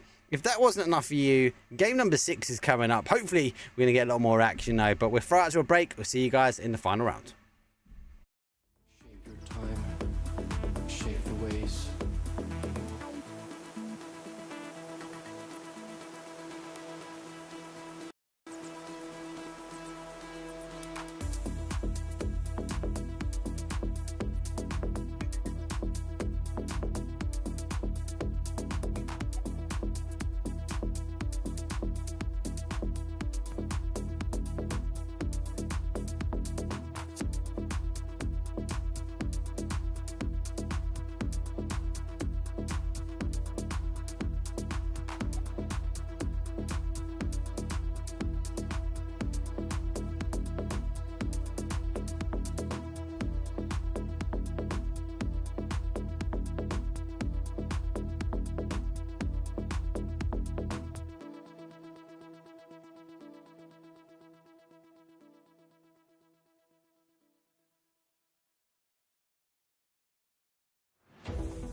I just need a reason. I just need to know what's on your mind. Tell me what you needin'.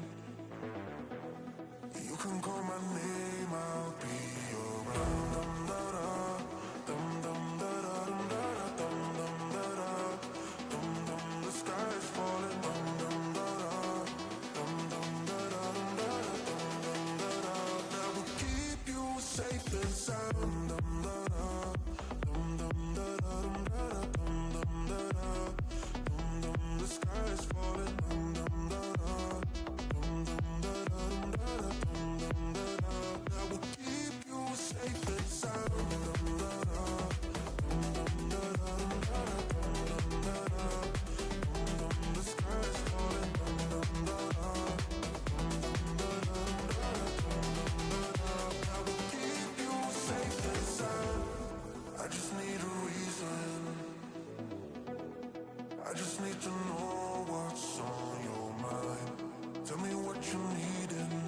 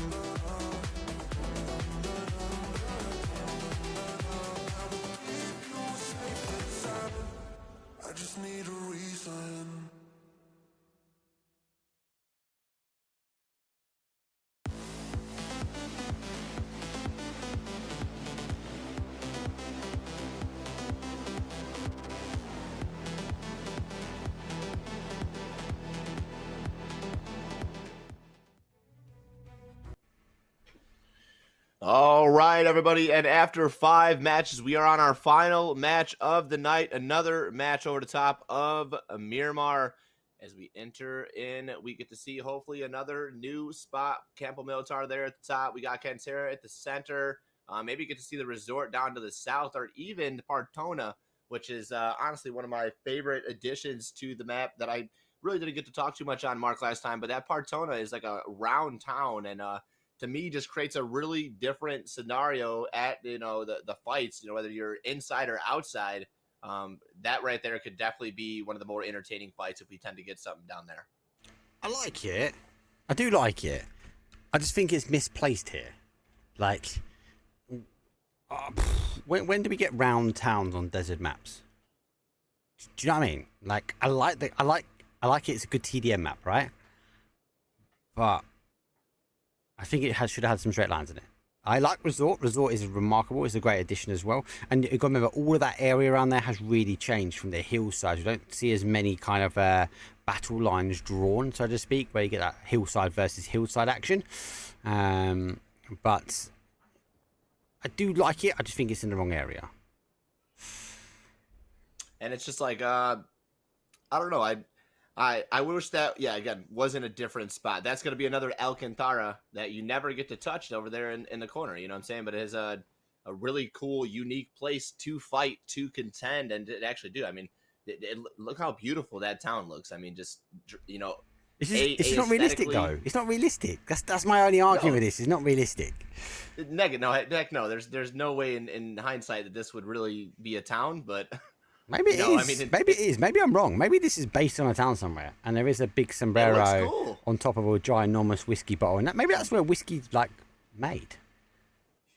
Yeah, El Patron right there, okay? Or no, it's actually no Partona. No, I'm just kidding. It's not Patron. Land loose vibe. Would be lovely though to see a nice little tequila bottle representing again the Mexican side of things. Being this is like more of like the southern, parts of again, in North America, that's going to be Mexico and Texas, right? I don't know if you guys have like country sides in EU, but that'd be like this is a very familiar like Texan event, you know what I'm saying, our Texan type feel right here. Shiny Daz, he's got no feel now, unfortunately, for game number 6, as he has been tabbed out. Zone is further away. I normally would let him get up, but I can't. I don't know. It's still a scrim, so that'd be a interesting play. I think the sum up of the comments in chat have been they don't like the Sandstorm. So Sandstorm aside, chat, if we took it away, is Miramar good to go for PNC? We'll have to wait and see, though. As the lines are drawn with the Kendi zone, though back kind of where it was.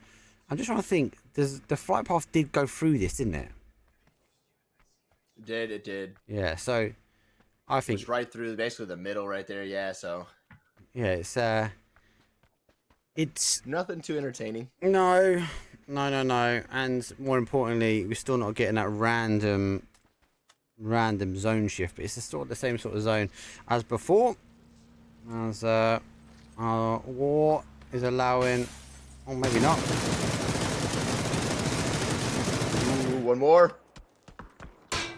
Get it. Looks so good right there. Warpless Esports tries to make. Let me push his car in. Yeah. Must have did the damage. I don't know if he's actually lost a wheel or not, but that was definitely a little bit unsettling here for the boys. And now it's still one player left to go, and I want to say they are going to make it past. So Sui able to survive 4 strong, and actually, yeah, physics says, I'm just going to take an alternative route. I'll catch up with you guys in the future, but that never ends up well, in certain things. So you can see here is exactly why, taking the alternative routes. Somehow Janny says, you know what? Actually, I'm not ready for the smoke. I'm going to secure my vehicle. He's got the golden Murado. He's not ready to let that paint job get ruined just yet. Nope, he puts it into a little bit of cover after Denmark. Closing off that one. War has picked up one of our Denmark players. As BB does go down. It will be a quick kill confirm for them, but we'll have to wait and see. Lost the tire, obviously spun out, and there we go. Denmark, though, on fire. Crypto coming further back. He's under pressure, actually. Looks Fairy Tale trying to get a bit of revenge after that one. Beamy not happy about that, going out a little early here in the last match of the day here, but still a great day. Hats off to Denmark here. I'd like to kind of see what the overall leaderboard would look like for today. Again, being that it's scrims, but just to see the overall total for Denmark. The consistency has been there. Fairy Tale as well. You know, these two teams are very, very close in proximity majority of these games here, and tend to contest and contend with one another here towards the top. So that's one that I think we'll see in PNC definitely moving in as these teams kind of fighting one another, depending on their rotations, depending on their hot drops, and depending on who else joins the regions later on. But the craziest thing that's still, again, you know, I guess they're used to it, not used to, is you in your regions you've got your drop spots, and you know, in the regions outside your regions, you know, you really have to kind of contend and contest, or decide that it's not worth to contend and contest, you know, for those drop spots here. So good thing these scrims are giving them the chance to kind of find that, you know, line to draw in the sand and say, hey, we're going to do this, we're not going to do that. Yeah. Talk about drawing lines in the sand. Looks like our Sewer team, they've gone for a 2-2 split. Not seen too many today. We saw more on Vikendi, and especially that secondary game, but I suppose this is the first one we're seeing. Definitely more teams look at this because of the zone shift itself. PCF, they are potentially going to put themselves in a close 2-2 split. She should have done it. We are seeing a 2-2 split with win or die. She was doing the same 2-2 split here.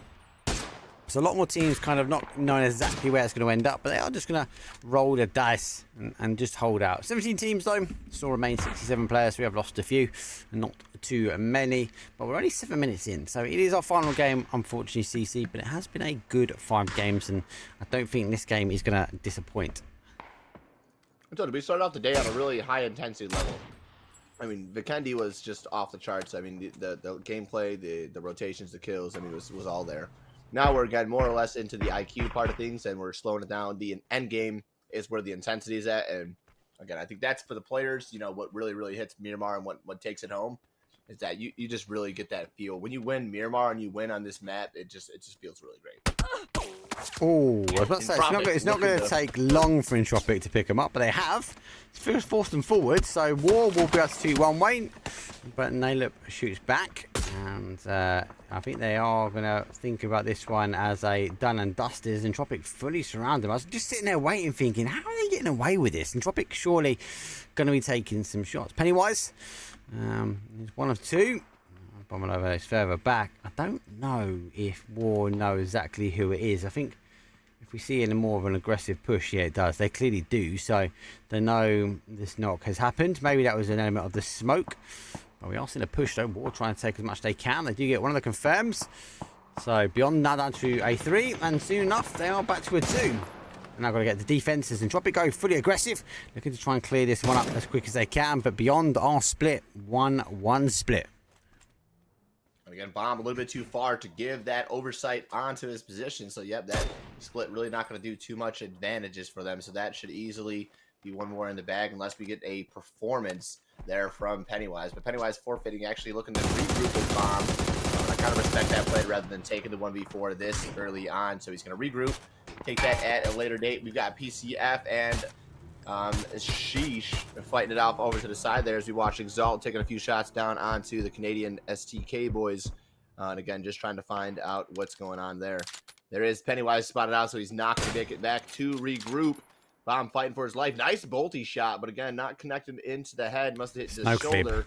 No clip shots then. Unfortunately, yeah, it's not a follow-up to clip right there, but we at least got a nice little bolty shot to witness there. All right. Switching back over to Warpless Esports, we're going to walk back in a troublesome spot. They were able to take advantage of Beyond, who was kind of getting shot by Entropic, and now Entropic turning their attention to Warpless Esports, and if they're not careful, could potentially become the next victim here. Yeah, nice move, good smoke, and move doesn't try to hold out. Didn't find some people will just try and hold. Does give away his position, but has already taken some shots. So the information, especially from a team like Entropic, will be pinpoint accurate. They've only got 2 kills on the board themselves, and War obviously were the aggressor, but unable to capitalise on any more. So looks like Beyond will get the res. We have a little look on the top side, but he says that, and Exalt not leaving anything behind. They have pushed themselves in, but it caught Arts with his nade in his hand, does release it in time. Shimboy goes down. Adam on the other side though has got a 2 back himself, and Exalt they remain as the final player, though, is further out. He's going to make a slightly push here. 112 IQ. We know he's got some play. He knows he's clean on the other side, but the drift around from the Canadian boys goes one. He gets the second one down, and IQ nearly puts down the final player. But the Canadians drift their way into what was nearly a sudden death match for them.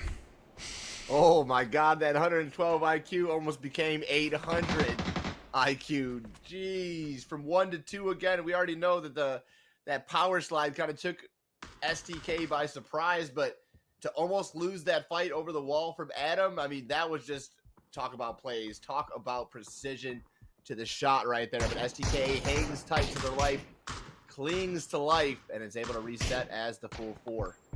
God, there's so much going on. I can't keep up with it. I'm going to apologize to everyone.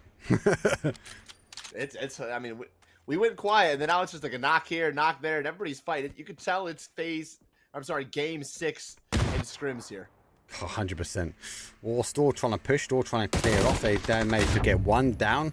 So that's another point on the board for them. So they're sharing some. Bomb over there making the push forwards, but he gets caught in the open, and War do finish that one up. They go down and out as Beyond will take the fall at 16th place. PCF, they are trying to move down. That 2-2 split, though, does pull further back as the zone comes down towards the south. A lot of action already as we can see the sea of colour of these teams on top of each other. Sheesh, on the other hand, they were trying to collapse their 2-2 split, and PCF on the other side of the hill is going to cause miss you as Sheesh. Do you know what, boys? I know you've not been around. You've taken some time off. You've done all right today, though, lads. You've done much better than I would. Put it that way. Making it clean. There's been some sacrifices. There's been a hiccup or two, but yes, it's definitely nice to see them find some footing. They're taking the fights that are necessary. Style points here for Vixens. Look at that take a foot in, mate. Look at that. Look at one of those. Hey. Somebody put a soccer ball in front of this man and let him rip. I don't know if Hussein can even hear him because he's not making... Oh my days, Mika with the worldie. Kobe nade goes up and over and gets him. Here comes the nade, goes in and out. And is he getting any footprint? He's not even hitting the ground. There's no foot sounds. He's going to have to slide his way out. Oh, goes down. Power slide has came to an end there. The Marshall League mix comes through to take control of the graveyard here. And in a fashion just like that, unfortunately, we're not getting the statue. It's not holding. It's not golden. It's not doing anybody any good, you know. Oh, here we go. More PUBG things. Here we go. More PUBG things. Sandstorm. No one can see what the hell's going on. Team Canada can't drive anywhere they want to, and everyone else is going to lock themselves down in the compound because got to squint your eyes on this one. PCF, though, aren't trying to take advantage of it. It is slowed down. The nade slows down enough, though, to get the knockdown. And after all, as you continue to push through, we'll get the knockdown on Clib again. That is a long-distance shot, though. High ego player gets the knock as well. Actually, was it Clib getting the knock? Oh, Clib was knocked. You got it right. Yeah. He able to get a knock himself. Now making the push further in. And after all, though, trying to deal the damage, though, PCF, though, further out. And that Sandstorm really stopping the push. And here comes the third-party action. So, yeah, though, finding themselves not in a centralised compound this game, but now able to push in aggressively on the edge of zone. And Sui trying to come alive here. We see them when they're at the plan of attack, when they lead the charge. It's pretty scary to watch them go against these guys. Right now, they're in control. And Ace comes through to confirm. Tech Hitters is going to go down right there, though, as STK from the back starting to take some shots in their direction. Having to be very, very careful where their heads are at, where they're peaking. And again, Miramar starting to shrink, starting to come down. 14 teams still up. Moving into phase 4 here as the push comes in from AA. Physics is going to get the knock there on to Wade. It's all up to Zero and Gusiara. And so far, it looks like that he's going to put up the fight. Tekers is getting rezzed here on the side. Another knock comes through. Physics has got 2 down. Looking to find the final player. Goose should be able to climb in, maybe get the res from Zerong. But it's not going to be an easy one for after all. Physics with the heal. He's going to pull the med off. Knows where Zerong's at. Zerong finds the knock. Intense goes down the flush from there. Down the stairs comes the final member of Sui inside the compound to get down after all. Alternative plays made in order to make that happen. Does cost them 1. And ironic, a little bit further away, but down to 3 players left for Sui. Good play of Primal. Obviously also taking the edge, taking the time. They're slowly chunking away. We've seen this all game, every game so far. Novido is looking for the action. Information O is now denied as the fight has ended, but it looks like they have pinpoint accuracy for one. They're taking some shots though, and looks like a crazy crash is going underway, and before I get there, my camera is sent away to the abyss. One will die, they take some, looks like Fairy Tale, trying to make a Fairy Tale, ending up this one, but that doesn't survive as the Morado just cruises its way down towards the sandy dunes. Nice hold from Win or Die here in the center of the zone here, so that was not only a good crash, but a good hold to get them that center position to see into the late game. That's one team we've seen take home a victory here when they make it to the late game, seems to make the statement, so this tends like it could be a similar fashion. Roundabout, though, Denmark on the rotation. They're going to full send past Primal coming off the victory. These teams feeling strong as well. We've seen Shiny do some big things.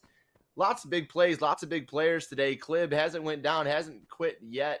Was knocked, but not down and out just yet. Looking to come back in a similar fashion. He's got the nade cooked up. He's going, but already in the vehicle. He's going to drive away. Shots come through to find him as he pulls off. But Clib, just going to let him live for right now. He says, I'll save it for another day.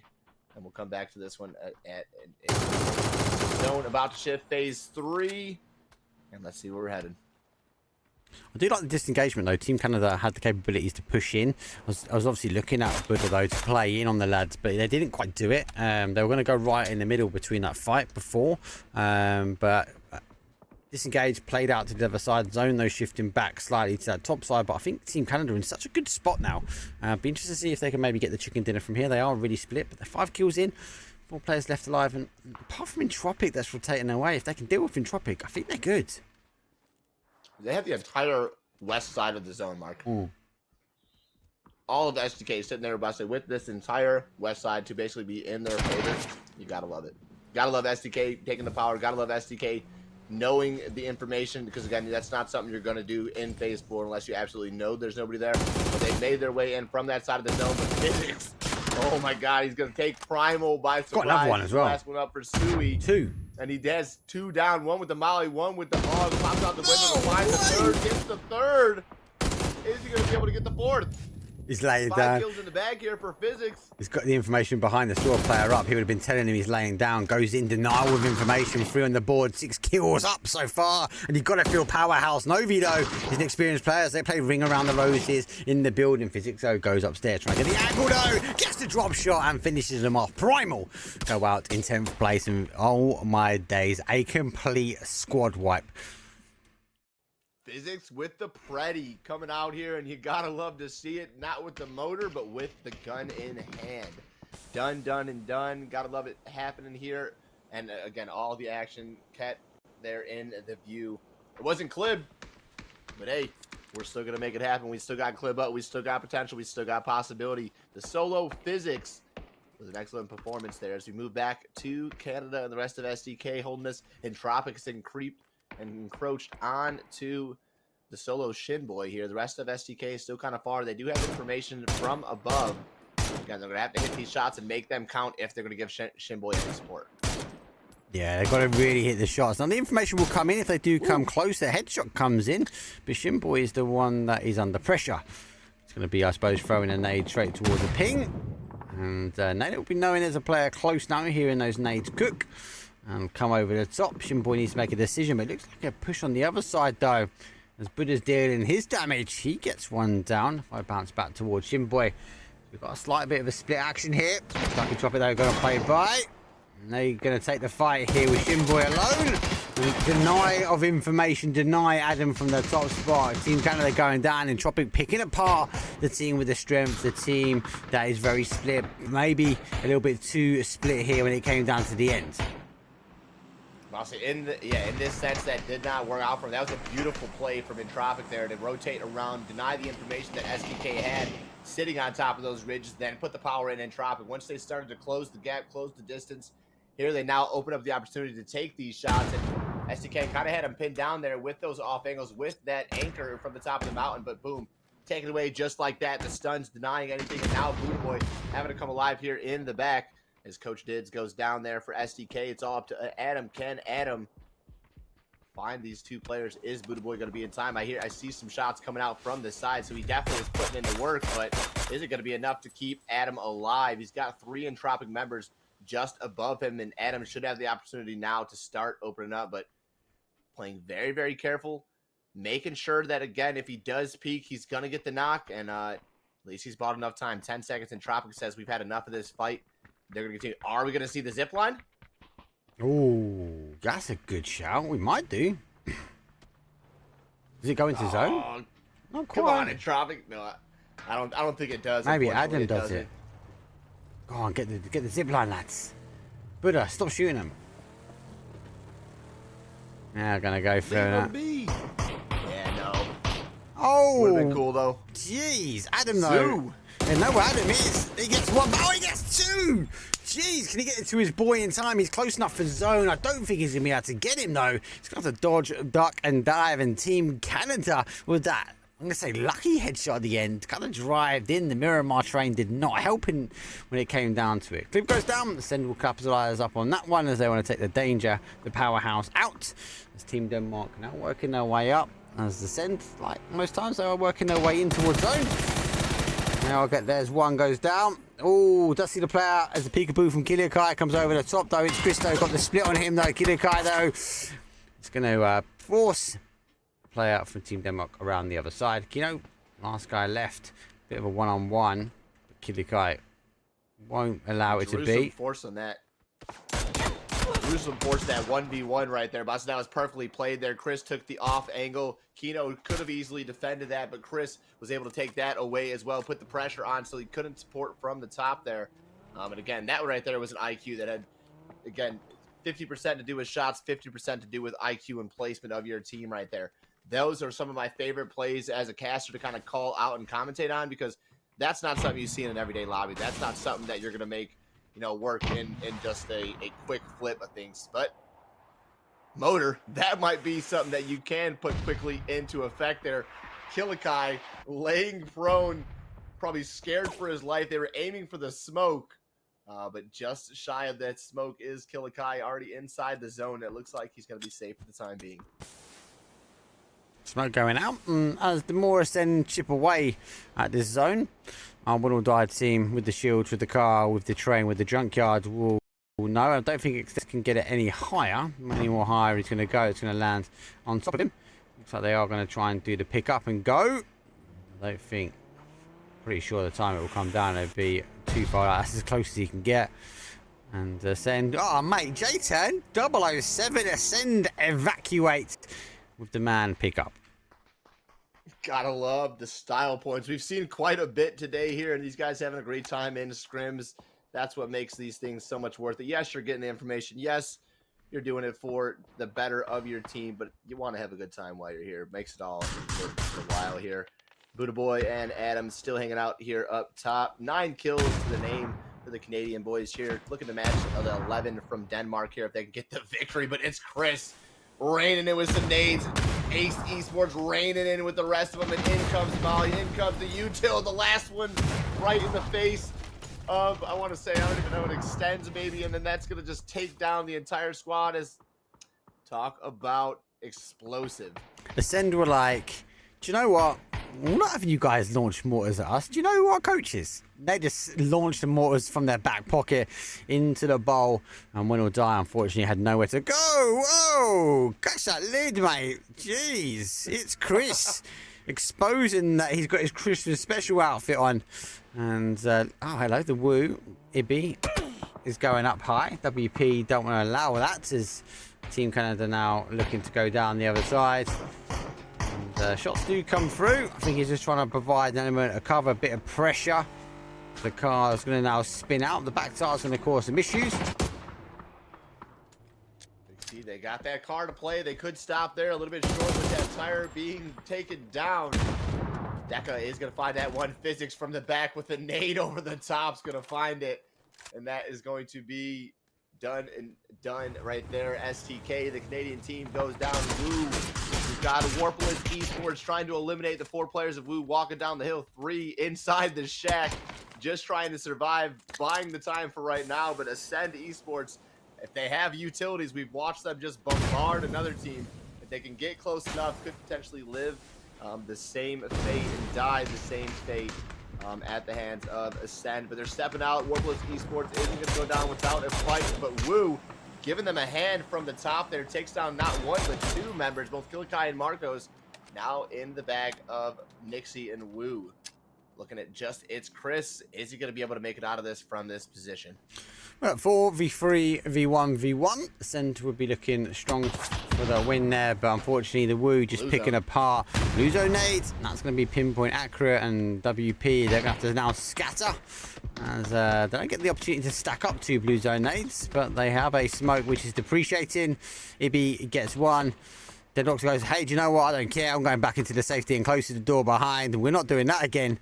And here comes some more nades. They kind of needed a double nade for that one, but they did get a kill. And Nixie is going to make the push forward now. Take the opportunity to get a little bit closer. Nades ready to go. Double nade coming out. Let's see if he can pinpoint throw that one. Doesn't quite get it. It's close, but not close enough. Unfortunately, this is not horseshoes. It is grenades here. Horseshoes close would have been good enough, but we need that thing to be pinpoint accurate inside that window to do all the damage necessary. Had Nixie crashed upon the actual shack itself, I think would have put a little bit more pressure onto WP. A little bit more challenging of a toss there, Bosse, to make through the little sidewall. Stuns himself a little bit, picks up another grenade. That smoke is going to buy him time. That one a little bit easier to toss in. Gets it in, pre-fires the door somehow, some way.